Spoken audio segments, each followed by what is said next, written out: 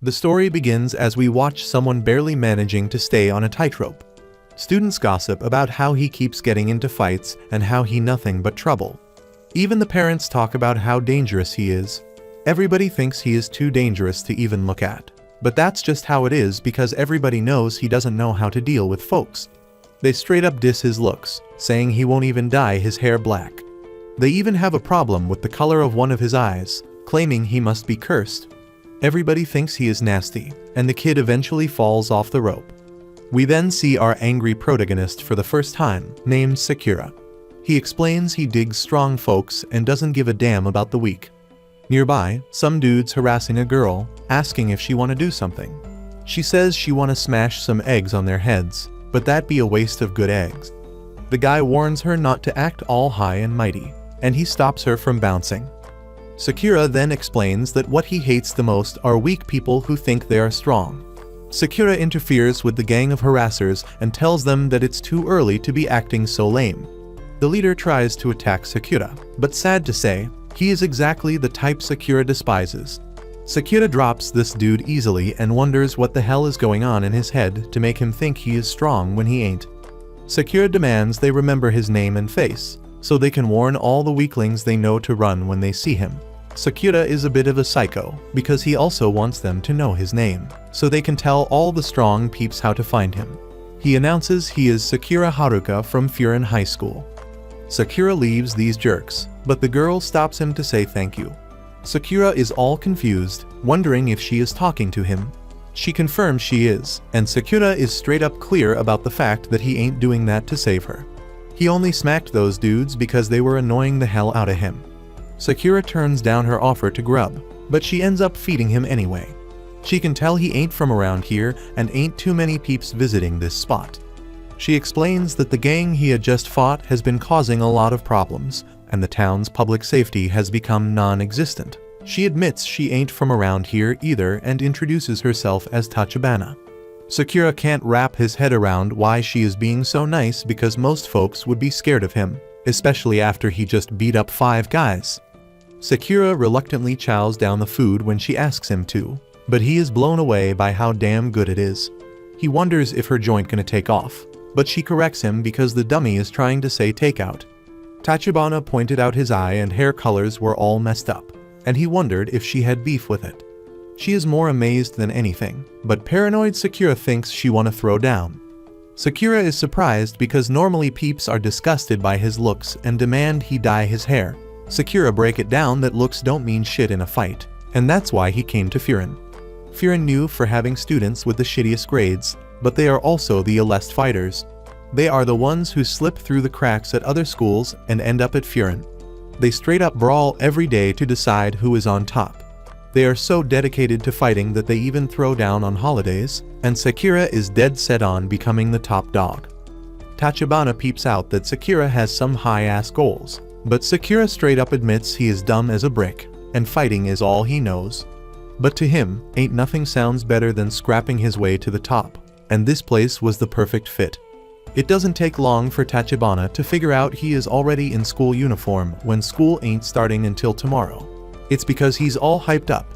The embarrassed Sakura explains that he just moved, so he didn't have anything else to wear, but she just teases him more. Our hero Sakura resorts to fighting as always and demands that they take this argument outside. Just then, Tachibana peeps a customer forgetting his bag, but Sakura reminds him. As Sakura bounces home, he can't help but think about how damn weird that whole encounter was. The old man hooked him up with some candies and told Tachibana to thank him. Sakura ain't used to all that praise, so he straight up thinks the whole damn town's weird, including Tachibana. He points out he is rocking the uniform of a school full of troublemakers, and his appearance is hella strange too. It doesn't add up for people to be thanking him. Regular folks would be on guard around him and not trust him. Sakura once found someone's wallet, and they straight up accused him of stealing it. Just then, Tachibana explained that Sakura made the right call coming to Furin, but sadly, there ain't no damn way he gonna be the top dog. Shockingly, she straight up says he might not even beat anyone there, let alone be the top dog. Sakura pointed out she got no damn clue how strong he is. She admits he might have them strong-ass muscles, but explains he still won't be able to be the top dog. The problem he has is that he is all alone. Sakura is getting mad as hell and declaring he ain't that damn weak to rely on anyone else to win. As he leaves, Tachibana clarifies she ain't talking about physical strength. She suggests he go meet some Furin kids because then he gonna stand out. Nearby, a group of hoodlums wreak havoc, and some poor lady calls someone for help. Sakura bumps into the same dudes from earlier, and the leader is surprised that he came. He straight up calls our boy Furin trash, but Sakura just Trina brush him off. The leader peeps that he ain't forget Sakura's face and starts clowning him about his appearance. This dude is shaken when he realizes Sakura's hair and eye color are real. They thought he was just doing some messed up cosplay, but he points out that it being real is even more disgusting. Sakura grinned because this was the reaction he used to get to his appearance. This the disgust he did get used to, but it's all good because he done gave up on that shit. Sakura still wanna feel like he has some worth though. If he can beat whoever is standing in front of him, then he can feel superior. The problem is that Sakura can't stop thinking about how Tachibana told him that he wouldn't be the top dog because he is alone. The leader declares that his gang will start a war against Furin for Sakura punching him, but Sakura isn't even listening. He all focused on Tachibana's words as he punched the leader again and declared he ain't the one dodging people. Sakura let out his true feelings about his appearance. It doesn't make any sense how people act. He knows better than anyone he looks strange, but he never did anything to the people who diss him. This is just who he is. Sakura starts beating down this huge group of thugs. In his mind, as long as he is the strongest and the best fighter, he will be the top dog. Being alone doesn't mean shit.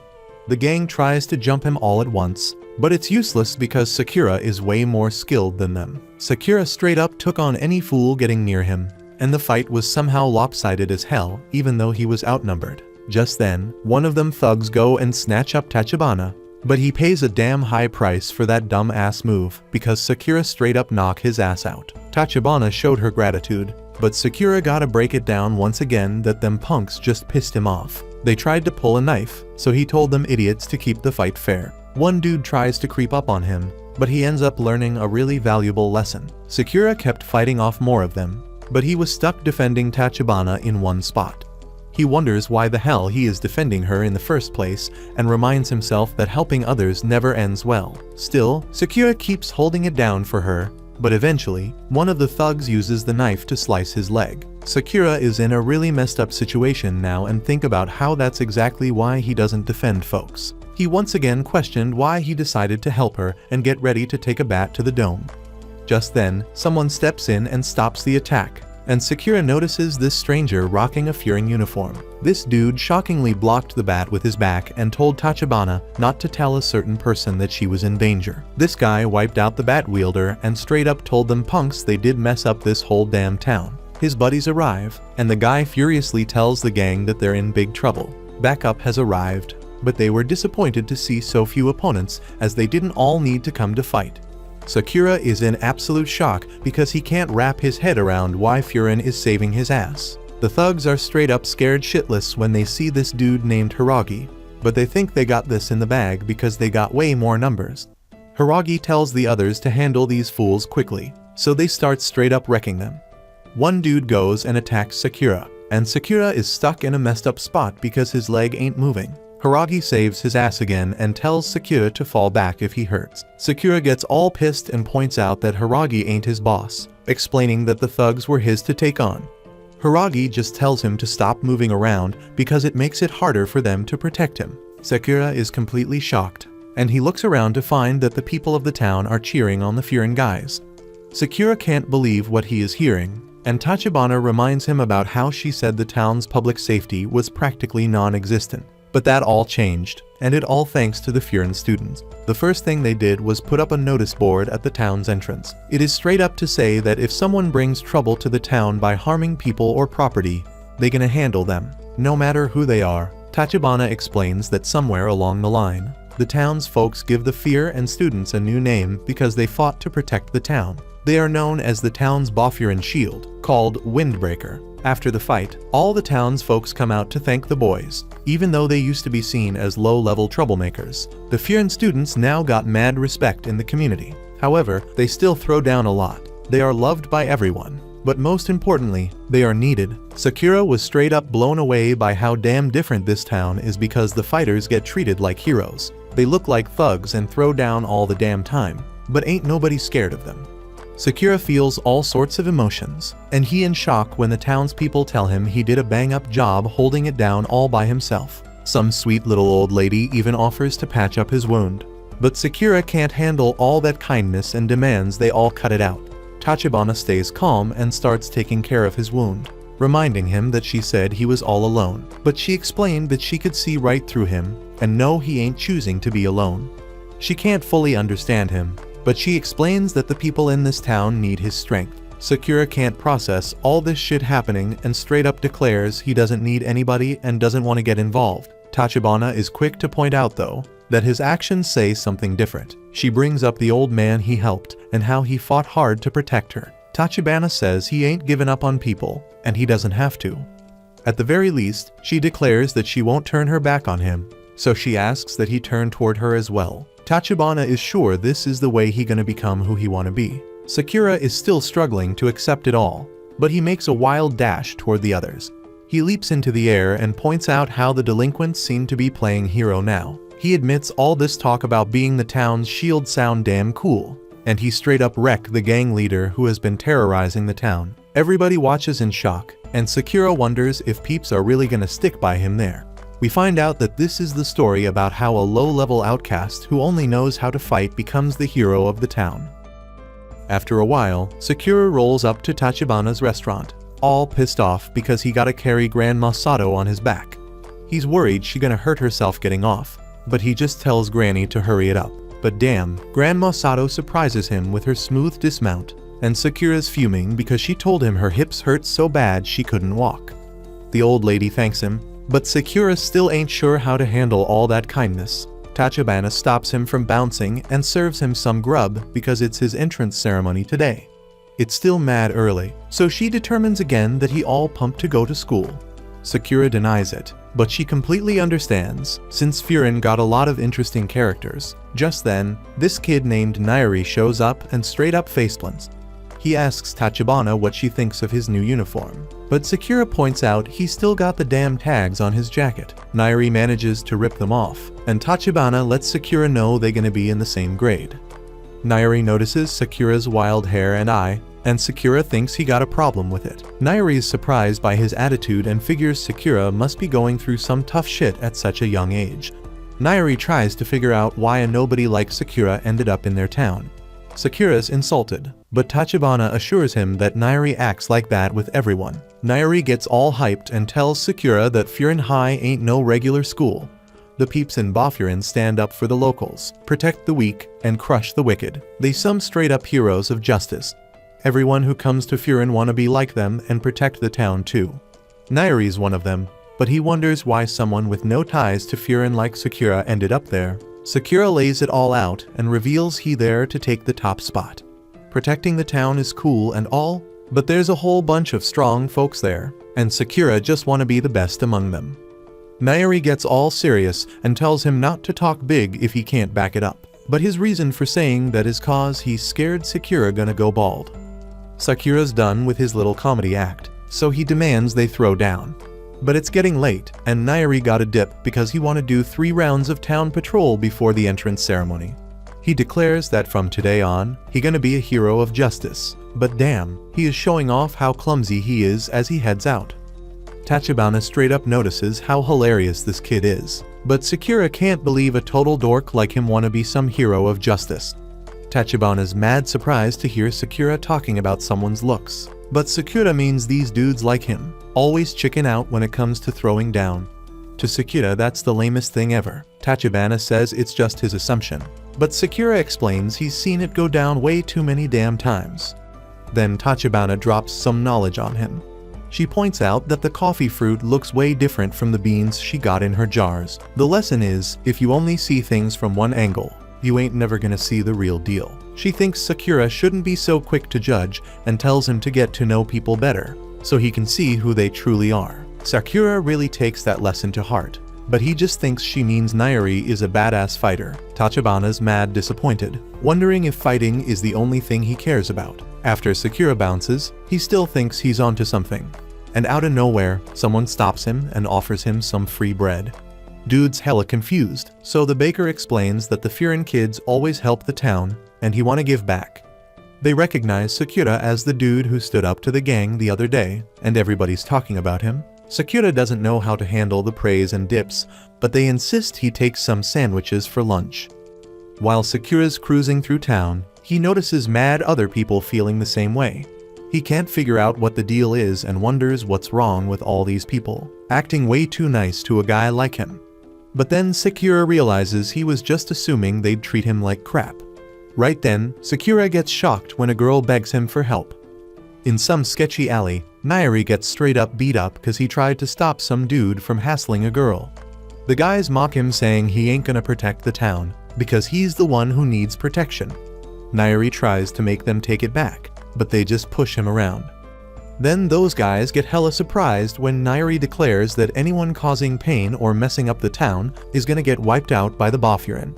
They all start laughing, saying only dudes in superhero shows talk like that. The leader gets really annoyed and says it doesn't matter if Nairi's a windbreaker. He's the one getting wiped out. Dude's about to attack him, but Sakura shows up right on time to help Nairi.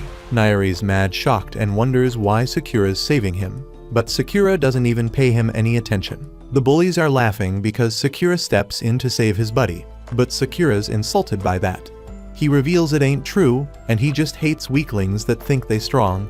Sakura straight up declares that it makes him sick, so the bullies decide to show them what they got. Nairi fears for his safety, because he is sure Sakura can't take them on his own, but ain't nothing to worry about, as the guys are knocked out just a second later. Nairi can't believe his eyes and wonders who the hell Sakura really is. Nairi's straight up scared of him now, but he still thanks Sakura for the help. Nairi's pretty sure Sakura must be disappointed to see someone like him at Bafurin and attending Furin High. But Sakura just points out he wasn't saving him. Sakura calls him a typical poser, and he warns Nairi to know his limits and what he's truly capable of. Nairi spills his story of getting beat up in middle school all the time. Then one day, someone from Furin came to his rescue, someone he'd normally be scared of. But in that moment, that person was hella cool, and Nairi wanted to be just like him. So he enrolled at Furin to become awesome too, but now he's realizing just how pathetic he is. Sakura realizes he made assumptions about Nairi being a coward in fights, but it's clear that Nairi can stand up for himself.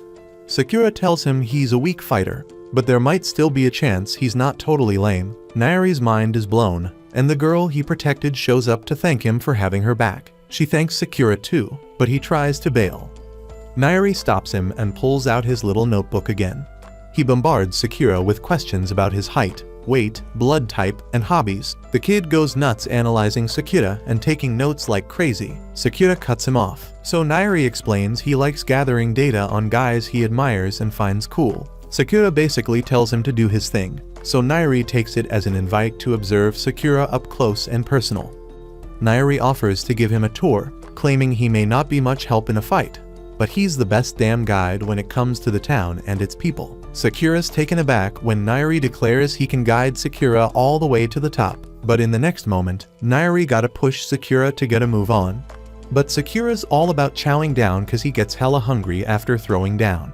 Sakura's amazed by how bomb the bread tastes, and Nairi gets caught up in it too, but then he realizes they gotta hustle and get to school. Finally, the two of them make it to school, and Sakura's pumped cause there's gonna be a whole bunch of people, just like the dudes he met before. Nairi peeps the class roster and gets all hyped because he sees that he and Sakura are in the same damn class. Nairi's mind blown by all the other names on the list, but he ain't actually know any of them personally.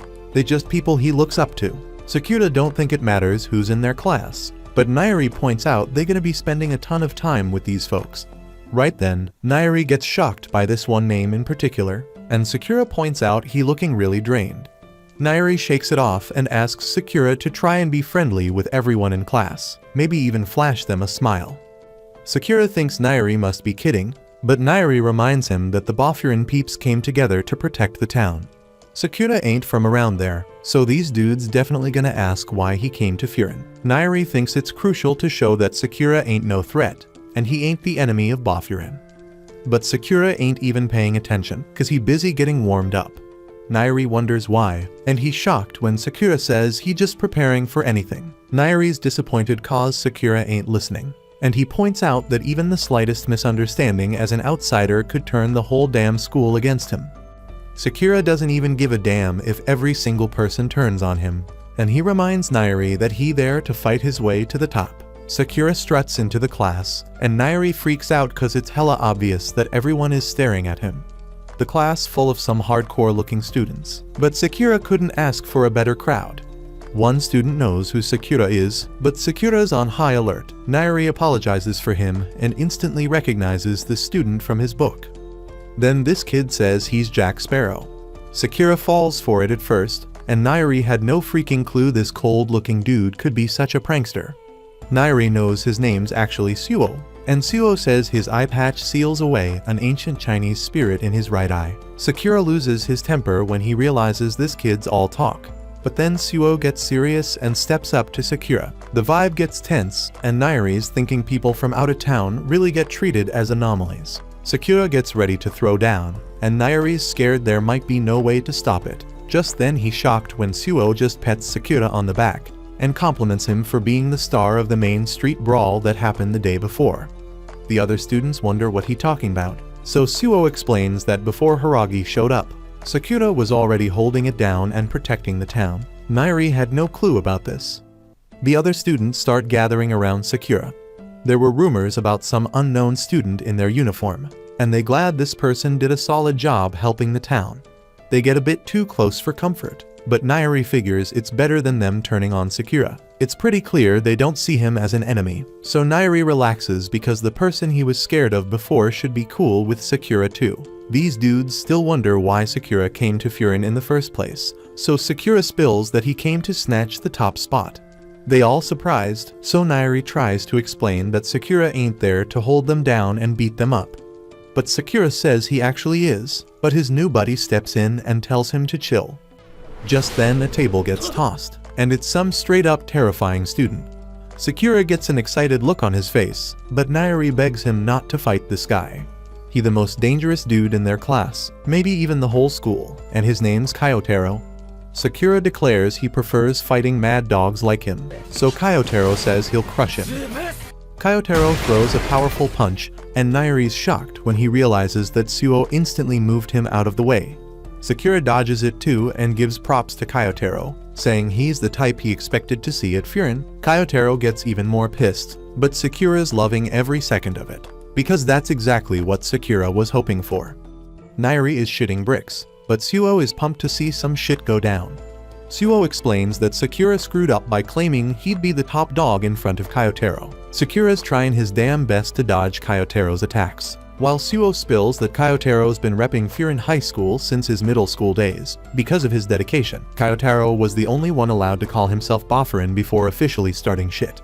He's so damn loyal to the top dog that he's earned the nickname the Top Dog's Fanatic. Some other student begs Suo to stop the fight because he's convinced the new kid's gonna get his ass handed to him by Kyotaro. But everyone's jaws drop when Sakura dodges another attack and lands a counter. Sakura points out that Kyotaro's just a fanboy of the top dog, meaning he can't think for himself. Dude probably can't even make his own damn choices, so Sakura makes it clear that a guy like that doesn't stand a chance against him. Kyotaro, all bloody and pissed off, ain't backing down. They're about to throw down some more, but then some announcement interrupts them. The person on the other end is all clumsy with the damn microphone, but eventually welcomes all the students to Furin. Sakura's annoyed as hell by the interruption and just wants to get back to kicking ass, but all the other students are totally focused on the announcement, and Sakura wonders who the hell this guy is that managed to grab their attention. Turns out the dude's name is Yumemiya, and Sakura figures out he's Furin's top dog, the toughest man in the whole school. Everyone's waiting eagerly to hear what he's got to say, but Yumemiya goes and says he forgot. He just tells everyone to remember to enjoy their youth. They're in high school now, so they should make a shitload of memories. He suggests they all hit the beach and grab some shaved ice. Nairi can't freaking believe what this badass is saying, but Kyotaro thinks he's trying to mock the top dog. Yumemiya figures with so many students, there's bound to be some beef, but he assumes they ain't troublemakers who'd start a brawl on the first day. Kyotaro tries to hide the fact that there's some troublemakers throwing fists on day 1, so he wipes the blood off his face. Then Yumemiya gets dead serious for one message. He tells everyone to defend the damn town. They were given the name Bofurin, so they gotta protect the people and every damn thing that matters. That's the school's one and only rule, and all the students accept that shit. Sakura's freaking shocked that this dude ain't even in the damn room, but everybody's all eager to follow his orders, and he wonders just how badass of a fighter Yumemiya is. Suo wants the two fighters to shake hands and show some deep-ass understanding of youth, but Sakura ain't even thinking the fight's over yet. Nairi wonders why Sakura's turning all red, but Sakura shuts his ass up. Suo reminds Kyotaro that Yumemiya wouldn't be happy hearing he fought a classmate, and he tells Sakura that showing respect to other students is crucial if he wants to be the top dog. Surprisingly, Kyotaro wants to shake hands, so Nairi begs Sakura to hurry the fuck up and do it. Sakura gets ready for it and tells himself to just shake the damn hand. Sakura must have been through some real tough shit because he's gotta remind himself not to slap Kyotaro's hand away or toss his ass to the ground. Sakura shakes his hand, but thinks it feels hella weird touching people outside of a fight. Suo's glad to see their youth burning bright, but their grip is so damn tight that they both wonder if the other's a freaking gorilla. The other students go wild and can't believe Sakura actually landed a hit on Kyotaro. Sakura's surprised by how nice they're being, but he realizes it's been like this the whole damn time since he came to Furin. Sakura's all quiet in his thoughts, but the other students are wondering if he got choked out or some shit. Sakura joins in the fun and points out he ain't getting choked out that easily. In his mind though, he's thinking he had no freaking clue people could be so friendly. Just then, the students are told to go outside, and moments later Sakura's surprised they gotta paint over some graffiti. Sakura's clueless why the hell they're doing this, but Nairi's taking pride in doing a good job, and Suo's complimenting his painting skills. We take a look back to right before this painting shit happened, showing what went down when they were told to head outside. The student who ordered them explains he's gonna get in deep shit if they take too damn long.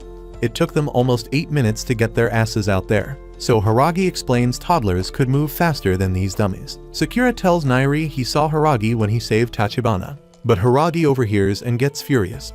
Sakura ain't supposed to mention Tachibana being there, and Haragi explains he's gonna be in some serious shit if word gets out Tachibana was in danger. Haragi straight up threatens that some messed up shit will go down if Sakura doesn't listen, but it turns out all he does is start coughing up blood. Haragi pops some stomach meds and explains that he don't know what brought Sakura to this school, but he chose one hardcore leader to roll with. Nairi's wondering what kind of dude Haragi is, so Sakura explains that he's the type of weirdo to stress himself out until he's got a stomach ache and needs an anti-gas pill.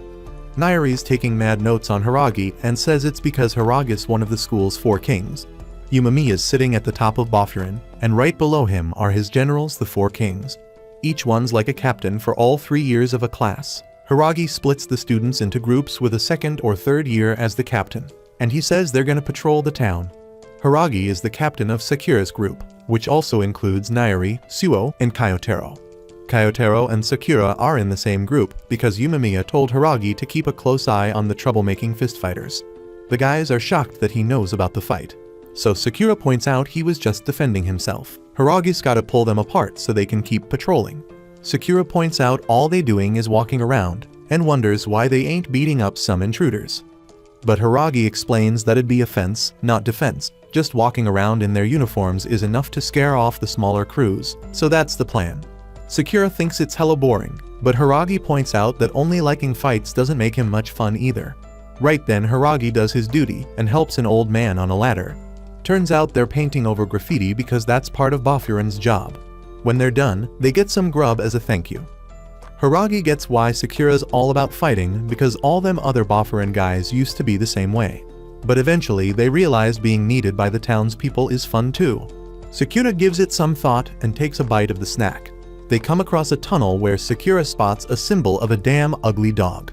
Nairi wishes Sakura would watch his words, and he explains they're at the border between Bofurin and another team's turf. Once they cross the train tracks, it's a whole different country with its own damn rules. It'd be hella dangerous to stir up some shit over there. The other team's symbol is a lion's head, and they believe strength is everything. That's supposed to scare off outsiders, but that's the kind of motto Sakura digs. Right then, the crew peeps a Furin middle schooler getting chased down by the lion's head fools. It's clear as day that this kid ain't gonna make it across the damn train tracks in time, so Hiragi just bows his head because there's jack shit they can do. But then out of nowhere, everyone loses their damn minds when Sakura and Kyotaro go all out on the Lion's Head punks. Nairi's scared shitless because they ain't supposed to mess with Lion's Head turf. Sakura says the kid's on their damn team, so both Sakura and Kyotaro point out that it was the Lion's Head fools who started the interference. Sakura tells Kyotaro to bounce because he can handle this solo, but the dude don't listen. The Lion's Head fools start clowning on their own teammate for getting knocked out with a single kick. But Sakura's thinking about how ruthless they are because they're supposed to be on the same damn team. Right then, the Lion's Head clowns start shitting their pants because someone shows up after seeing what went down. Hiragi can't freaking believe it's this dude who showed up of all people. He spills that he's a Lion's Head second in command named Tagami. Tagami's wondering what the hell's going on and casually greets Hiragi. Hiragi explains that those fools were chasing one of their own. Sakura is getting irritated by how chill this dude is, but he can tell that Tagami's legit when he figures out that Sakura and Kyotaro are the ones who knocked out his team member. The knocked out dude gets up all pissed off because they broke the rules and stepped into their turf. But Tagami shocks everyone when he smashes a bottle over his damn head. Tagami don't give a damn if it was their turf or not. He only cares that this kid lost the damn fight. Tagami starts wailing on this fool, punch after punch, and explains that losing means he's weak. The Lion's Head crew doesn't like weak-ass members, so he keeps beating him down, but Hiragi steps in. Hiragi tells him he's part of Tagami's crew, but Tagami corrects him. He rips off the dude's Lion's Head jacket and says their crew don't need no weaklings. Everyone's in shock seeing this ruthless dude, but Sakura just thinks he's a lame ass. He thought the Lion's Head fools believed strength was everything, but he points out that beating up the weak don't really prove strength. Sakura stands right up to this dude, feeling disappointed because he thought he found a fun crew. Everyone's shocked seeing him stand up to Tagami, and the Lion's Head fools are sure Tagami's going to end his damn life for saying what he said. But surprisingly, Tagami ain't tripping about it. He's more curious about Sakura's funky hairdo. Tagami also ain't feeling Sakura's fast talking, and he gets all serious and says it pisses him off. Tagami straight up announces that he's made his damn decision and declares that he'll beat Sakura to a pulp when the time's right. He even claims he's got Sakura's face memorized. The Lion's Head crew bounce after that. Nairi's scared shitless, pointing out that Sakura and Kyotaro might have just started a damn war. Suo calms his ass down and says he don't want Nairi ending up like Hiragi. Hiragi's so damn stressed that he's gotta slam down about 10 anti-gas pills. Nairi tries to remind him not to exceed the recommended dosage. Nairi wishes Sakura didn't provoke Tagami and says maybe he would have let them off the hook after that kick. But Hiragi knows better. He explains that Tagami's probably the most territorial dude in Lion's Head. He wouldn't have let that shit slide. But what's done is done. Then Hiragi shocks everyone when he admits that he should have made the first move and apologizes.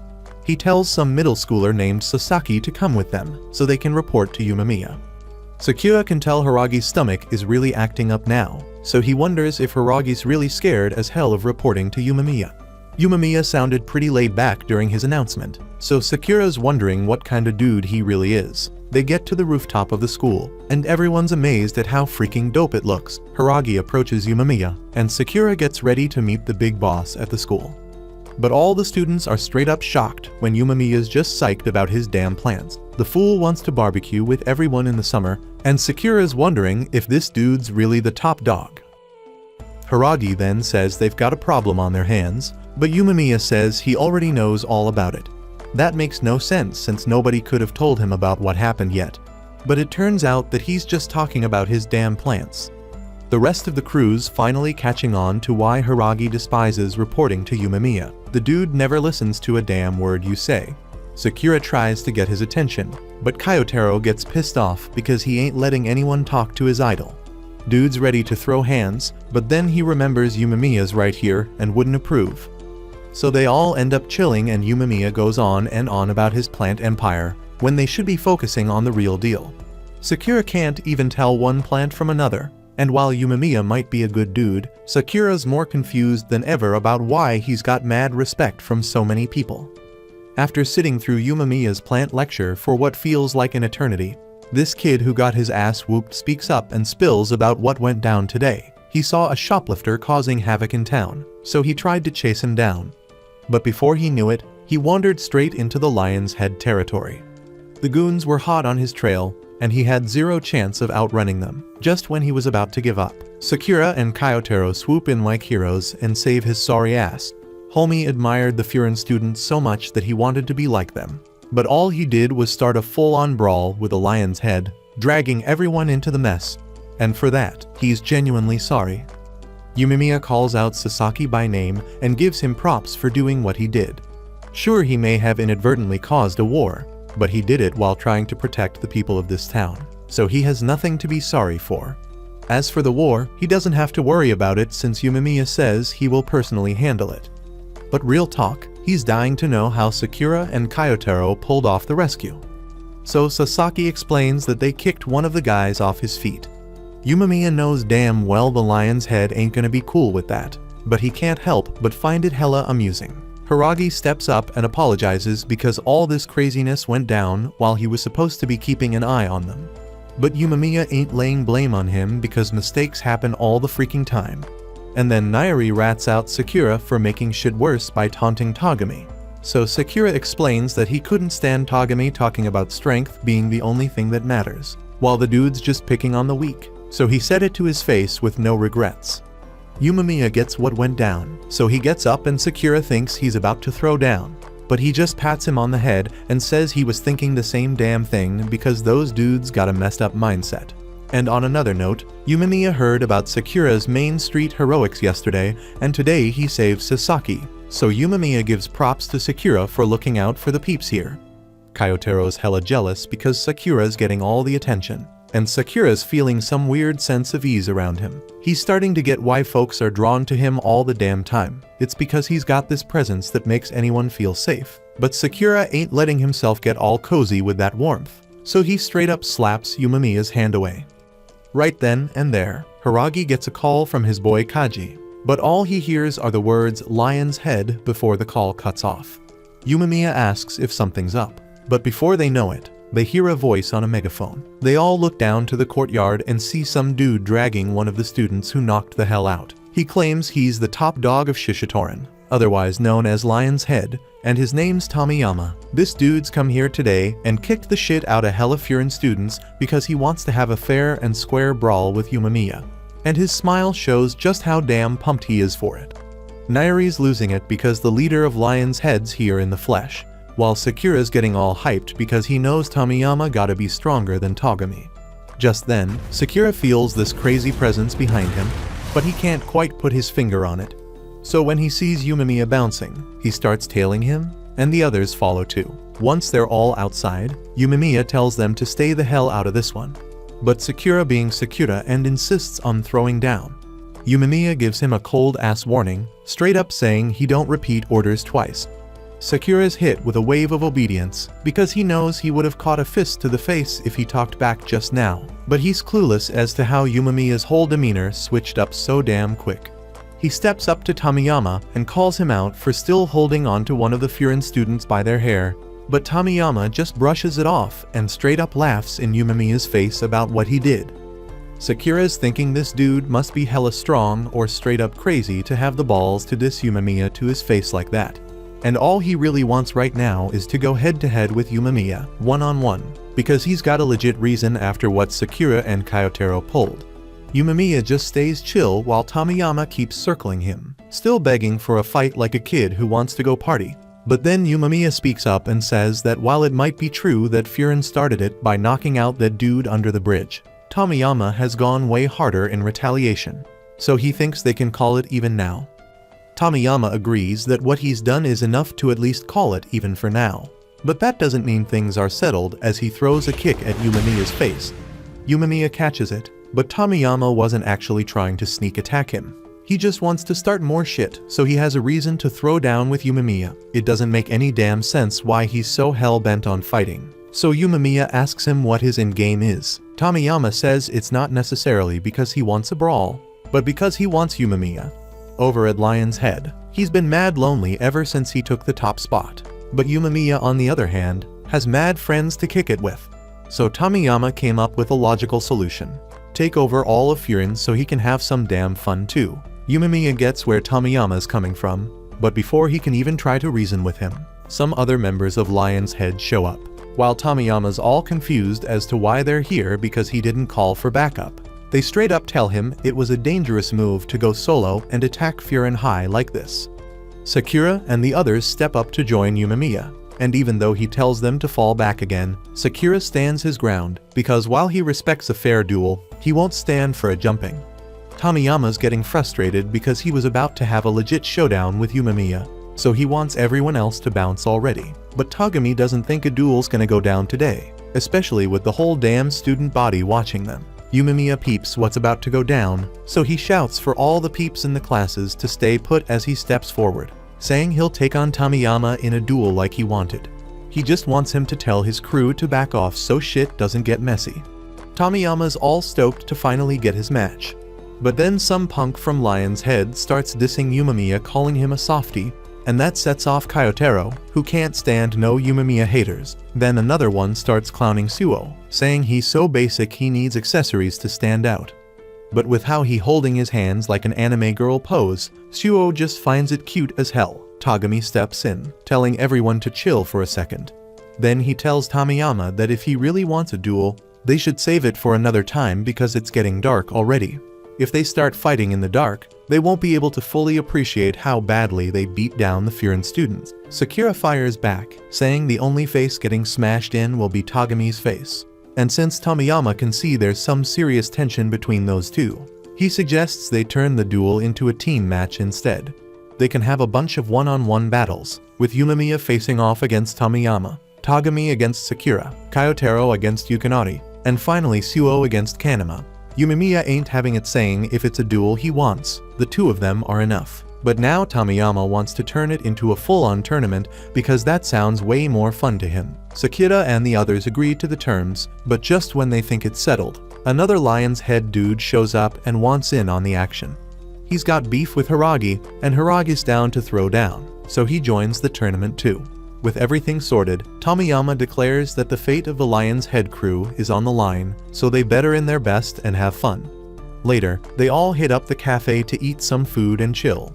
And Nairi's freaking out because he thinks they're in some deep shit. Sakura's getting real tired of Nairi's whining, but he's the one who started this whole mess in the first place. Tachibana brings over some food and tells Nairi there's no point stressing so damn much because it ain't gonna change a damn thing. But Nairi's got a good reason to be worried, because if by some horrible turn of events Yumemiya actually loses, Bofurin might go down the drain. Tachibana sticks to her point, saying worrying won't change shit either way, and he should know damn well these guys ain't weak enough to lose to Lion's Head that easily. Sakura straight up demolishes his food like a freaking beast, and once he's done, he asked if he could dip for the day. Nairi's jaws drop at how damn fast he finished, but they gotta wait for Yumemiya and Hiragi because they stayed back to persuade the other Furin students not to screw things up even more. Sakura gets that, but he's clueless why they had to meet up here of all places. So Suo breaks it down that this joint is like a chillaxing spot for Furin peeps, where they gather up before some major throwdowns. And just when he says that, Yumemiya busts through the door and starts fawning over Tachibana. Sakura thought this meant she was his girl, but they both denied it. Yumemiya instead said Tachibana was his darling little sis, but she denied that too, leaving Sakura all kinds of confused about what the heck their actual relationship is. Tachibana's feeling embarrassed to say this, but she explains that she and Yumemiya grew up in the same orphanage, and Yumemiya just randomly decided she's his sister at some point with no questions asked. Sakura doesn't find it all that weird, but he's a bit shocked to learn that she's the little sis in this equation.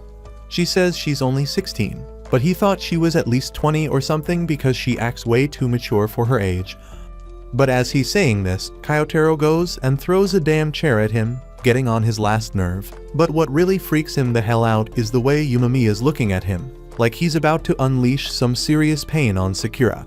He brushes it off and laughs it out, and then Hiragi reminds Sakura that he better never let Yumemiya find out Tachibana was ever in danger, or hell's going to break loose. A while later, Yumemiya's chowing down on his food, but Hiragi seems lost in his own damn thoughts. He's been thinking about the ex-top dog of Lion's Head, and that gets Sakura wondering if Lion's Head used to be different back in the day. Those dudes believed in pure strength and had a whole bunch of muscle on their squad, but they'd never stoop so low as to chase down some middle schooler and jump him. Furin even had a straight-up brawl with Lion's Head once, but it was always satisfying for everyone involved. But ever since Tomiyama took over, shit's gone down really fast. Dudes picking fights left and right, and things ain't been the same since. Yumemiya's pretty damn sure Tomiyama's to blame, even though he ain't got all the deeds. But if they throw down tomorrow, they'll find out for sure because sometimes punches are the only language dudes like them understand. When it's closing time, Tachibana shuts down the shop, and everyone's about to bounce. But before they leave, Sasaki takes a moment to formally thank Sakura for stepping up and saving his ass when he was in deep shit. And of course, Sakura gets all embarrassed again, like a shy little puppy. The next morning, they all roll up to the bridge and step into Lion's Head territory for the tournament. And there Tomiyama and the rest of the Lion's Head crew are waiting, ready to kick things off. Tomiyama is all pumped up leading the way, and the Bofurin crew is following suit. On the way, Sakura spots that the whole damn place is filled with bars. Nairi explains it gets very crowded at night, but it's also hella dangerous. Sakura just now realizes why Nairi is there and points out he ain't in a one-on-one fight. Nairi straight up declares he is there because he is a Bofurin member. Even if he can't protect others like them, he at least want to protect himself. Nairi asks if he can learn by watching. Sakura gets all pissed and tells him to do whatever the hell he wants, but Suo can tell Sakura secretly feeling flattered. Hiragi gets all worked up about that and wishes they'd show some damn nerves about the fight. Yumemiya tells him to chill a bit and mentions the newbies got mad potential. Tomiyama leads them further into the area and Togami formally welcomes them to Orion, the secret lair of the Lion's Head. Nairi peeps his lil info book and explains to the others that the Lion's Head lair used to be a movie theater called Orion, but it went belly up. Nowadays they call it Ori like a cage. They all step into the theater, and the Lion's Head crew cheer like crazy as they announce the fighters about to enter the arena. The crowd going wild and unruly, so Nairi was straight up terrified. Suo gets why they call it a cage now because this place is a damn den of wild beasts. Nairi starts wondering if they're gonna make it back home or even make it out alive. Sakura sees this and reminds Nairi that he is there to study. He tells Nairi to keep his eyes forward, and Nairi refocuses on that. Tomiyama announces it's time to kick things off, and Yumemiya points out he turned this whole thing into a damn spectacle.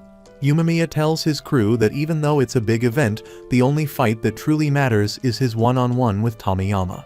The rest of their wins or losses don't mean jack, so they should feel chill when they step on that stage. Sakura straight up rejects that and declares he ain't planning to lose, whether it counts or not. The others agree, and Yumemiya stoked about how dependable they are. Tomiyama want to throw down with Yumemiya first, but ain't no way they letting the captain start the battle. The blonde dude want to go first because he has been shooting daggers at Kyotaro with his eyes the whole damn time. Everybody is cool with it, so they head to the stage. Sakura reminds Kyotaro that they still got unfinished business. But if he loses to sorry-ass losers like these dudes, Sakura doesn't want to fight him ever again.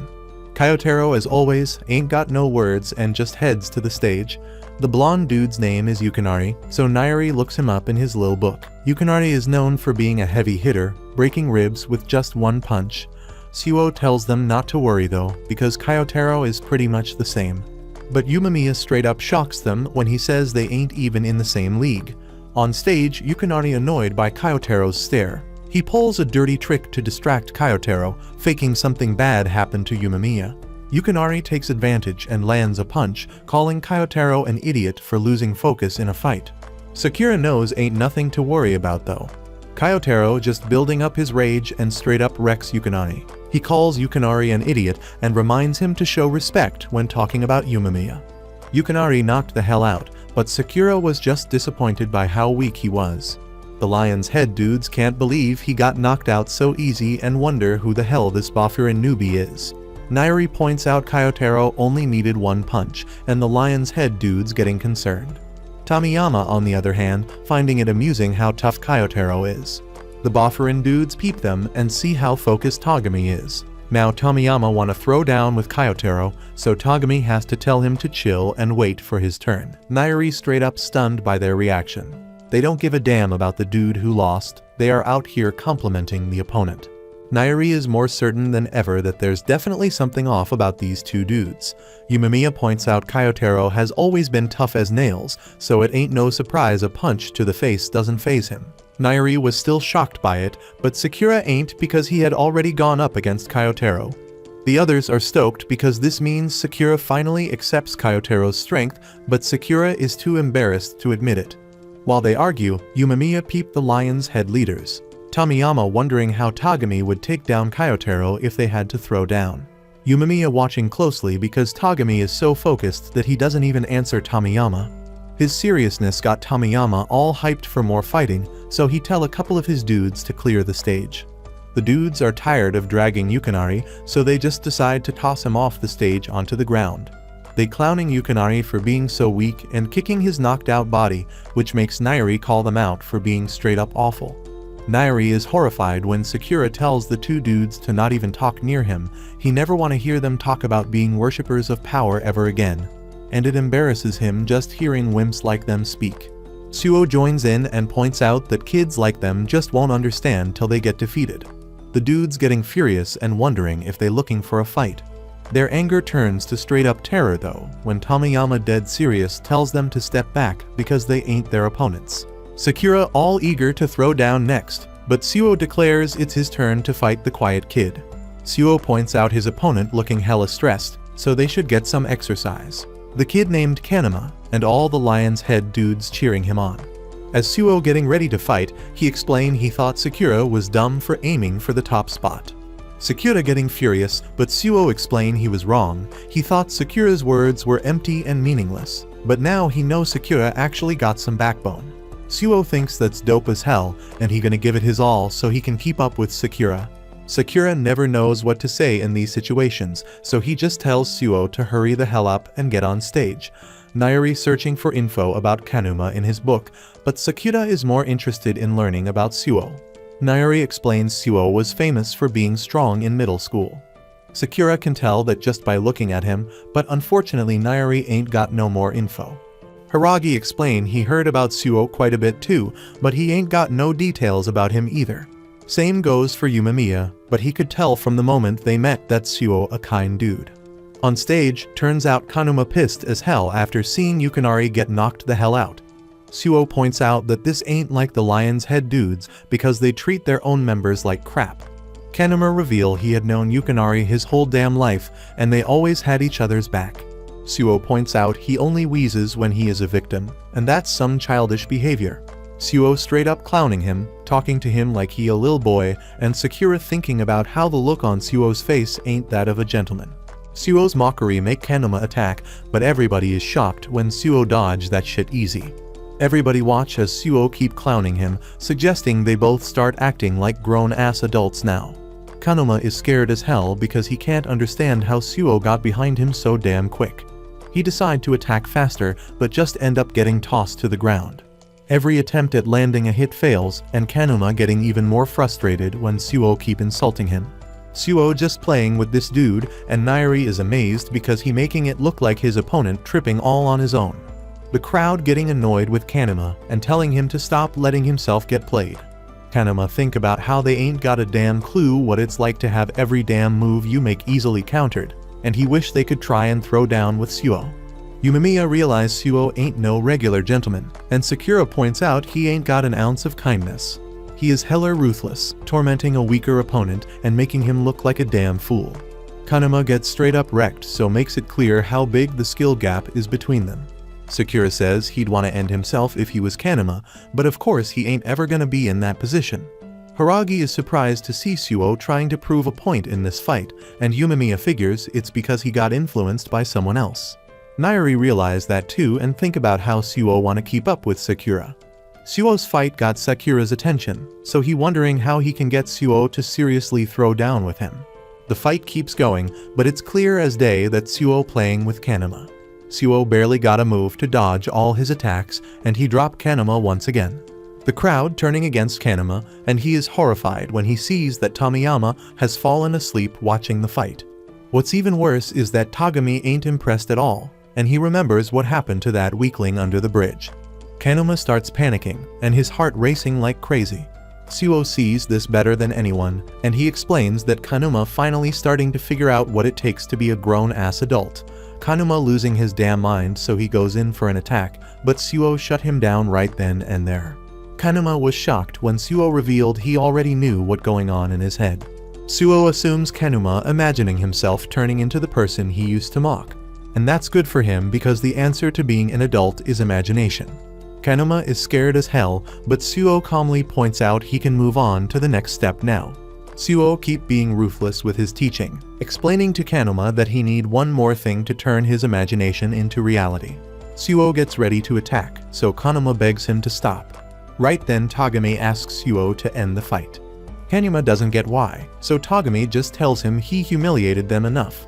Togami corrects himself though, because Kanuma can't humiliate them no more because he ain't part of Lion's head anymore. This was Kanuma's worst nightmare, and his imagination just became reality. Suo's final lesson is that being an adult means being able to feel for others. To do that, you need imagination and experience. Suo is actually happy for Kanuma because at least he learned something. As Suo bounces, the Lion's Head crowd is dead quiet after witnessing those straight-up violations. And to top it off, they realize Suo's just a freshman at Furin. They're starting to get that messing with Bafurin will be a big mistake. Yumamiya gives props to Suo for that mind-blowing victory, saying he's hella strong. But Suo doesn't see himself as all that impressive. On the other hand, Nairi is beyond impressed because he's never seen anyone move like Suo. He asks if it's kung fu or some other martial arts style, but Suo can't really answer because he don't know. His instructor was self-taught, so he mixed in a little bit of every martial art. But that aside, Hiragi points out how damn surprising it was to see Suo get all emotional. He's a bit embarrassed that he went so far as to humiliate Kanuma, but he did it for Sakura's sake. Sakura doesn't want to take the blame for Suo's actions, but he warns Suo to take the fight seriously if they ever throw down. Nairi's getting tired of Sakura always thinking about fighting everyone, but Suo doesn't really want to tango with him because he knows Sakura would be a pain in the ass in a real brawl. Hearing that Sakura loses his cool and almost jumps on Suo, Nairi has to use all his strength to hold him back, and Yumamiya is just glad everyone's getting along, if you can even call it that. Right then they peep Kanuma dragging his bestie's unconscious body across the floor, looking like a total wreck. Once Yukinari finally wakes up, he looks over at Kanuma, who seems like he's about to lose it. So he crawls over and asks if Kanuma lost his fight too. Kanuma can only muster up the words "it's over" because now that they both got their asses handed to them in front of the Lion's Head crew, they'll be punching bags for everyone else from now on. Tomiyama's still pumped as ever, and now he wants to throw down with Suo too. But Togami wants to keep things in order, so he asks who's up next for their fight. Sakura finally thinks it's his damn time to shine. But as he stands up and turns to Togami to head onto the stage, some other dude stands up and straight up points at Hiragi because he wants to throw down with him next. Hiragi still has some unfinished business with Sako, so he apologizes to Sakura because he gotta take the next fight. Sakura ain't having it because since both of the other first years got their chance to brawl, so there ain't no reason why his turn should be skipped. Hiragi brings up the fact that Sakura's supposed to fight Togami, but the dude doesn't look ready to rumble yet, so Sakura gotta wait a bit longer. Since Togami's the second in command at Lion's Head, it's usually Hiragi's job to throw down with him, but that doesn't mean he ain't got faith that Sakura can come out on top. The compliment straight up calms Sakura's anger towards Hiragi, but he's still pissed at the other dude for cutting in line and calling out Hiragi like that. Nairi thinks maybe the guy knows Hiragi from somewhere, but none of them know why they got beef because Hiragi doesn't talk about himself much. Meanwhile, as Sako's making his way up on stage, Tomiyama wishes him good luck in his fight, but Togami gotta be all condescending and asks if something went down between him and Hiragi, because Sako usually ain't one to pick fights willingly. But Sako just ignores Togami and keeps walking. Once the two are standing across from each other, Hiragi starts chatting, saying Sako did grow since the last time they crossed paths, but it's a damn shame he's repping Lion's Head now because this fight's inevitable at this point. Sako stays silent throughout, and Tomiyama's bored of all the talking, so he straight up yells at them to start throwing down already. Since they're starting, Hiragi puts his hands up, and Sako straight up charges at him, throwing a barrage of punches and kicks, but Hiragi's straight up blocking them all like a pro. Sako keeps bringing the heat with his attacks, but by the end of his combo, Hiragi ain't got any damage on him. Sako backs off for a second and tells Hiragi not to look down on him like he used to because the old Sako is gone, and he's about to prove it right here. He straight up charges back in with a front kick, and Hiragi ain't letting it slide either. But damn, neither of them making any damn progress in this fight because they ain't landed a solid hit yet. Then in the middle of one kick, Sako grabs his own leg and redirects the kick, barely missing Hiragi's face, and Hiragi's mind is impressed. Nairi's freaking out because Hiragi's playing defense, and the Lion's Head crew are all in, rooting hard for Sako to take down Hiragi. Even Tagami's mind blown by how sick Sako's fighting skills are. But Tomiyama ain't thinking it's all that strange because he personally chose Sako as one of his top 5 dogs. Tagami has to admit that while he may not get Sako as a person, he's fought the most out of anyone here and nearly burned himself out when he first joined Lion's Head. Back to the stage, Sako's still bobbing and weaving Hiragi's attacks, but he's taking the time to call him out for having zero style, just relying on brute strength.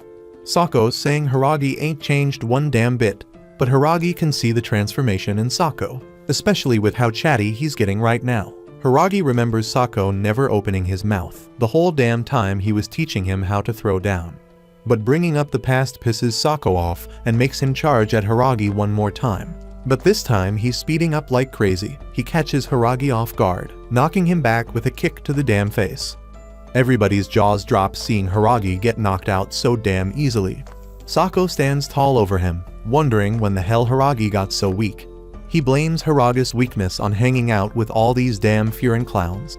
Sakura starts getting mad, but not at Sako, rather he's pissed at Hiragi for letting himself get dropped like a punk. Suo finds the whole damn thing funny, but mostly because Sakura's starting to show more love for his crew. Sakura gets all embarrassed by Suo's comment and claims he was just pissed because Sako was clowning them.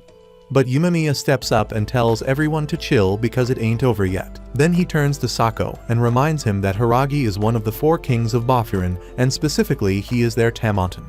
So he asks if Sako knows what Tamonten is also called. Sako doesn't get the point of that dumbass question, but when a hand lands on his shoulder, he's straight up shocked to see Hiragi back on his feet, ready to throw down.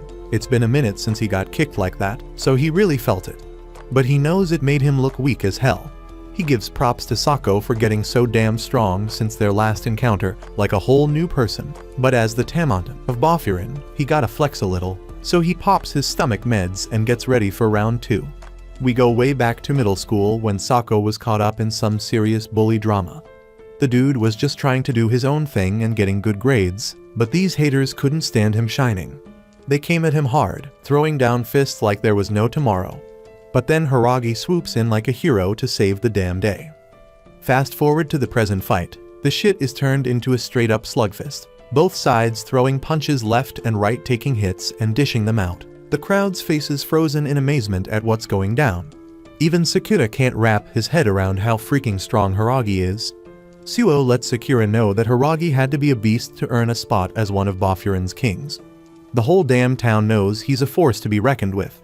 But Suo's convinced that Hiragi cranked it up a notch all because of Sakura. The fight keeps going, and while it seems pretty even, Hiragi starts gaining the upper hand and straight up knocks the focus out of Sako's eyes with a hell of a kick. Sako can't figure out how the hell Hiragi's still so damn strong compared to him, even after all the training he went through to improve himself, especially since he has been chilling and living the easy life with his friends here. We flash back to Sako's middle school days right after Hiragi beat the crap out of those bullies. Sako couldn't wrap his head around why Hiragi went out of his way to help him. Hiragi didn't think he needed much of a reason to lend a hand to someone getting jumped. But he tells Sako straight up that he needs to learn to stand up for himself because that's the only way he gonna handle bullies like those. He reaches out a hand to help Sako get back on his feet, but instead of taking it, Sako grabs his sleeve and begs Hiragi to teach him how to throw down. Hiragi agrees, and from that day on, Sako trains hard with him and holds a ton of respect for him. It ain't like Hiragi was trying to gather followers or nothing, but people naturally looked up to him because of his raw strength, and Sako was damn proud to be one of them. On the day Hiragi graduated from middle school, Sako was straight up grilling him for getting into Furin. He was convinced Hiragi would be on some next level shit there. But damn, all that grilling got too damn heavy for Hiragi to handle. So he straight up tells Sako not to tag along. He knows once he steps foot in Furin he gonna be under this dude Yumamiya. He can't live up to Sako's sky-high expectations. He wants Sako to find his own real goal instead of being his damn fanboy. Sako can't wrap his head around what the hell just went down. His idol essentially ditched his ass. So he takes out all that frustration by straight up whooping the asses of a local gang all by his damn self. And while he's standing there surrounded by bodies, Togami and Tomiyama roll up on him. They hella impressed by his skills and offer him a spot on their crew. Sako asks if they got strong people on their team, and Togami's like, hell yes, strength is everything to us. The stronger you are, the higher you climb. But Sako doesn't give a damn about no hierarchy shit. He just wants to fight strong people, so he can get stronger and make Hiragi regret dumping him. That's why he straight up refuses to lose to Hiragi in this damn fight. Unlike Hiragi, he ain't been wasting time making friends, but he's been improving himself to be stronger than Hiragi. He charges forward trying to catch Hiragi off guard from below. Hiragi throws a punch to counter, but Sako pulls a slick-ass move, backflipping right over him and getting ready to land a punch. But damn, Hiragi ain't falling for that shit. He straight up boots Sako in the damn face, Sako's feet wobbling after that kick. But he ain't letting himself lose to someone who's satisfied being anywhere but the top. He tries to throw another punch, but this time Hiragi straight up catches it and apologizes to Sako for not being able to live up to his expectations. And right after that, he lands a punch so damn powerful that it gets Sako's soul searching real deep about why he was so damn angry. He knows Hiragi was looking out for him when he suggested finding a new goal, but he was being selfish as hell. He ain't want to hear Hiragi tell him not to tag along because all he wanted was to stick by Hiragi's side no matter what. He doesn't give a damn if he ain't the top dog or some shit. All he wants is for Hiragi to ask him to come along. Sako collapses on the ground, making Hiragi the clear victor of the fight. Everyone's still in shock from the crazy-ass show they just witnessed. Togami wastes no time getting up and calling for someone to haul Sako's ass off the stage because he lost. But after seeing how well Sako fought, they all got too much respect for him to do something so damn disrespectful. And to help his boy out, Hiragi offers to carry Sako off the stage, lifting him up on his shoulders and gently dropping him on the floor. Togami half-heartedly thanks Hiragi for the help, but mentions he didn't need to be so gentle with a loser's body. And since Sako lost, Togami tried to remove his lion's head jacket. But Hiragi grabs his hand, stopping him and says, "You might want to hold off on that shit till after your match. You never know what could happen." And before Hiragi bounces, he drops some knowledge on Togami, saying that running the team the way he is ain't gonna make them stronger. He walks his ass back to his seat, and Yumamiya congratulates him on the win. But Hiragi's surprised because Yumamiya ain't asking about Sako and what the deal is between them. Yumamiya knows Hiragi probably don't want to talk about it, so he ain't gonna bother asking right now. He tells Hiragi he can spill the whole story when he's ready. But for now, they should just focus on watching the next fight. We watch Togami drifting off, reminiscing about the past. Tomiyama snaps him back to reality, reminding him it's his turn. Togami tells Sakura to get ready, and the whole squad goes wild as Sakura declares he already is. The cheers get intense, and Suo points out they're going way harder than before. Everybody sending Sakura good vibes in their own way, and Yumamiya tells him to have a deep conversation. Sakura remembers a fight being like a talk, but he ain't even sure what that means. But screw all that because Sakura reminds himself he told the kid to trust him with everything. Sakura just wanna wrap up the fight quick, but Togami wanna take his time and savor it. The two fighters gear up, and the crowd goes absolutely nuts with anticipation. Sakura tries to throw the first punch, but Togami straight up tackles him. Togami almost lands a bone-chilling punch, but Sakura manages to escape. The crowd cheers even louder, and Sakura gotta pull himself together from the shock of what just went down. Hiragi thinks about how Sakura been showing off his badass fighting skills these past few days, but Togami is the one keeping all them crazy lion's head dudes in line. He was only able to do that because he mad strong. Sakura points out Togami moving pretty damn fast for a dude who wanna take his time, but Togami doesn't even consider that a fast pace. Togami decides he gonna keep at this speed till Sakura can keep up, and Sakura is down to play along. They keep throwing down, and everyone's mind blown by Togami's insane speed. Nairi wondering if Sakura had more than just dodges in his arsenal. Yumamiya breaking it down that Togami and Tomiyama always been the standouts among the Lion's Head crew. That means Togami on a whole nother level compared to the other dudes, and he damn sure Sakura is feeling that better than anyone right now. Just then Nairi goes all out celebrating as Sakura manages to land a hit, and Togami impressed he already catching up. But Sakura still ain't fast enough because Togami slams him down, and damn, he nearly crushes his skull. Togami remembers how Sakura dissed him in the tunnel, calling him lame. He explains that it really gets under his skin. Just then Sakura pulls off a sweet leg sweep on Togami, but Togami ain't having it and smashes Sakura's face into the ground. The crowd goes wild with cheers, but Nairi is freaked out. Togami pretty disappointed to see Sakura knocked out cold so easily, so he lets him know that he's way lamer than he ever could be. Sakura tries acting all cocky, but Togami schools him, saying only folks with power can act like that. Togami assumes Sakura is fronting because he's rolling with a strong crew, but when he is all by himself, he has no voice. Hearing that makes Sakura furious, so he swings at Togami. Togami points out that he's still talking, but Sakura breaks free and keeps throwing down. Sakura agrees that freedom is only for those with power. Without it, you can't be true to yourself. As Sakura making his stand, everyone's shocked when he lands a solid kick. Togami seems to see Sakura as one of the people Sakura hates the most, so Sakura decides he can't lose to him no matter what. Sakura taking control of the fight now, and the crowd go dead silent, witnessing Sakura's sudden transformation. Nairi always knew Sakura had strength, but even he didn't see this coming. Sakura is mad as hell, reminding Togami that losing to him means Togami is dead wrong about everything. The lion's head obsession with power would mean nothing. Sakura keeps bombarding Togami with attacks and finishes it off with a mega powerful kick straight to Togami's face, leaving everyone stunned. Togami tells Sakura not to get all cocky, and he counters with a devastating kick of his own, sending Sakura flying. Togami explains that their devotion to power ain't no joke, everyone cheering as he proclaims all Lion's Head dudes always strive to level up. Togami stomps on Sakura's head, declaring that the Lion's Head guy's way more powerful than those wannabe superheroes like the Bafurin crew. The whole crowd celebrating because they think Sakura down for the count, but soon knows the fight ain't over yet. Sakura's still kicking it somehow, and he's straight up saying the Lion's Head dudes ain't about that real power. He suggests they switch up their name to the Bully Club, because that's more their style because they enjoying beating down dudes when they already down. They even chase down middle school kids just to beat them up. Sakura ain't taking no loss from dudes like them, but Togami had enough and stomps on his head again. Nairi can't even watch, but he's shocked when the crowd goes quiet because Togami ain't stomped Sakura's head this time. Togami is clueless about what Sakura talking about, so he steps away from the fight for a second. He thought Furin step on their turf for no reason, so he demand Kanema and Arima spill the beans.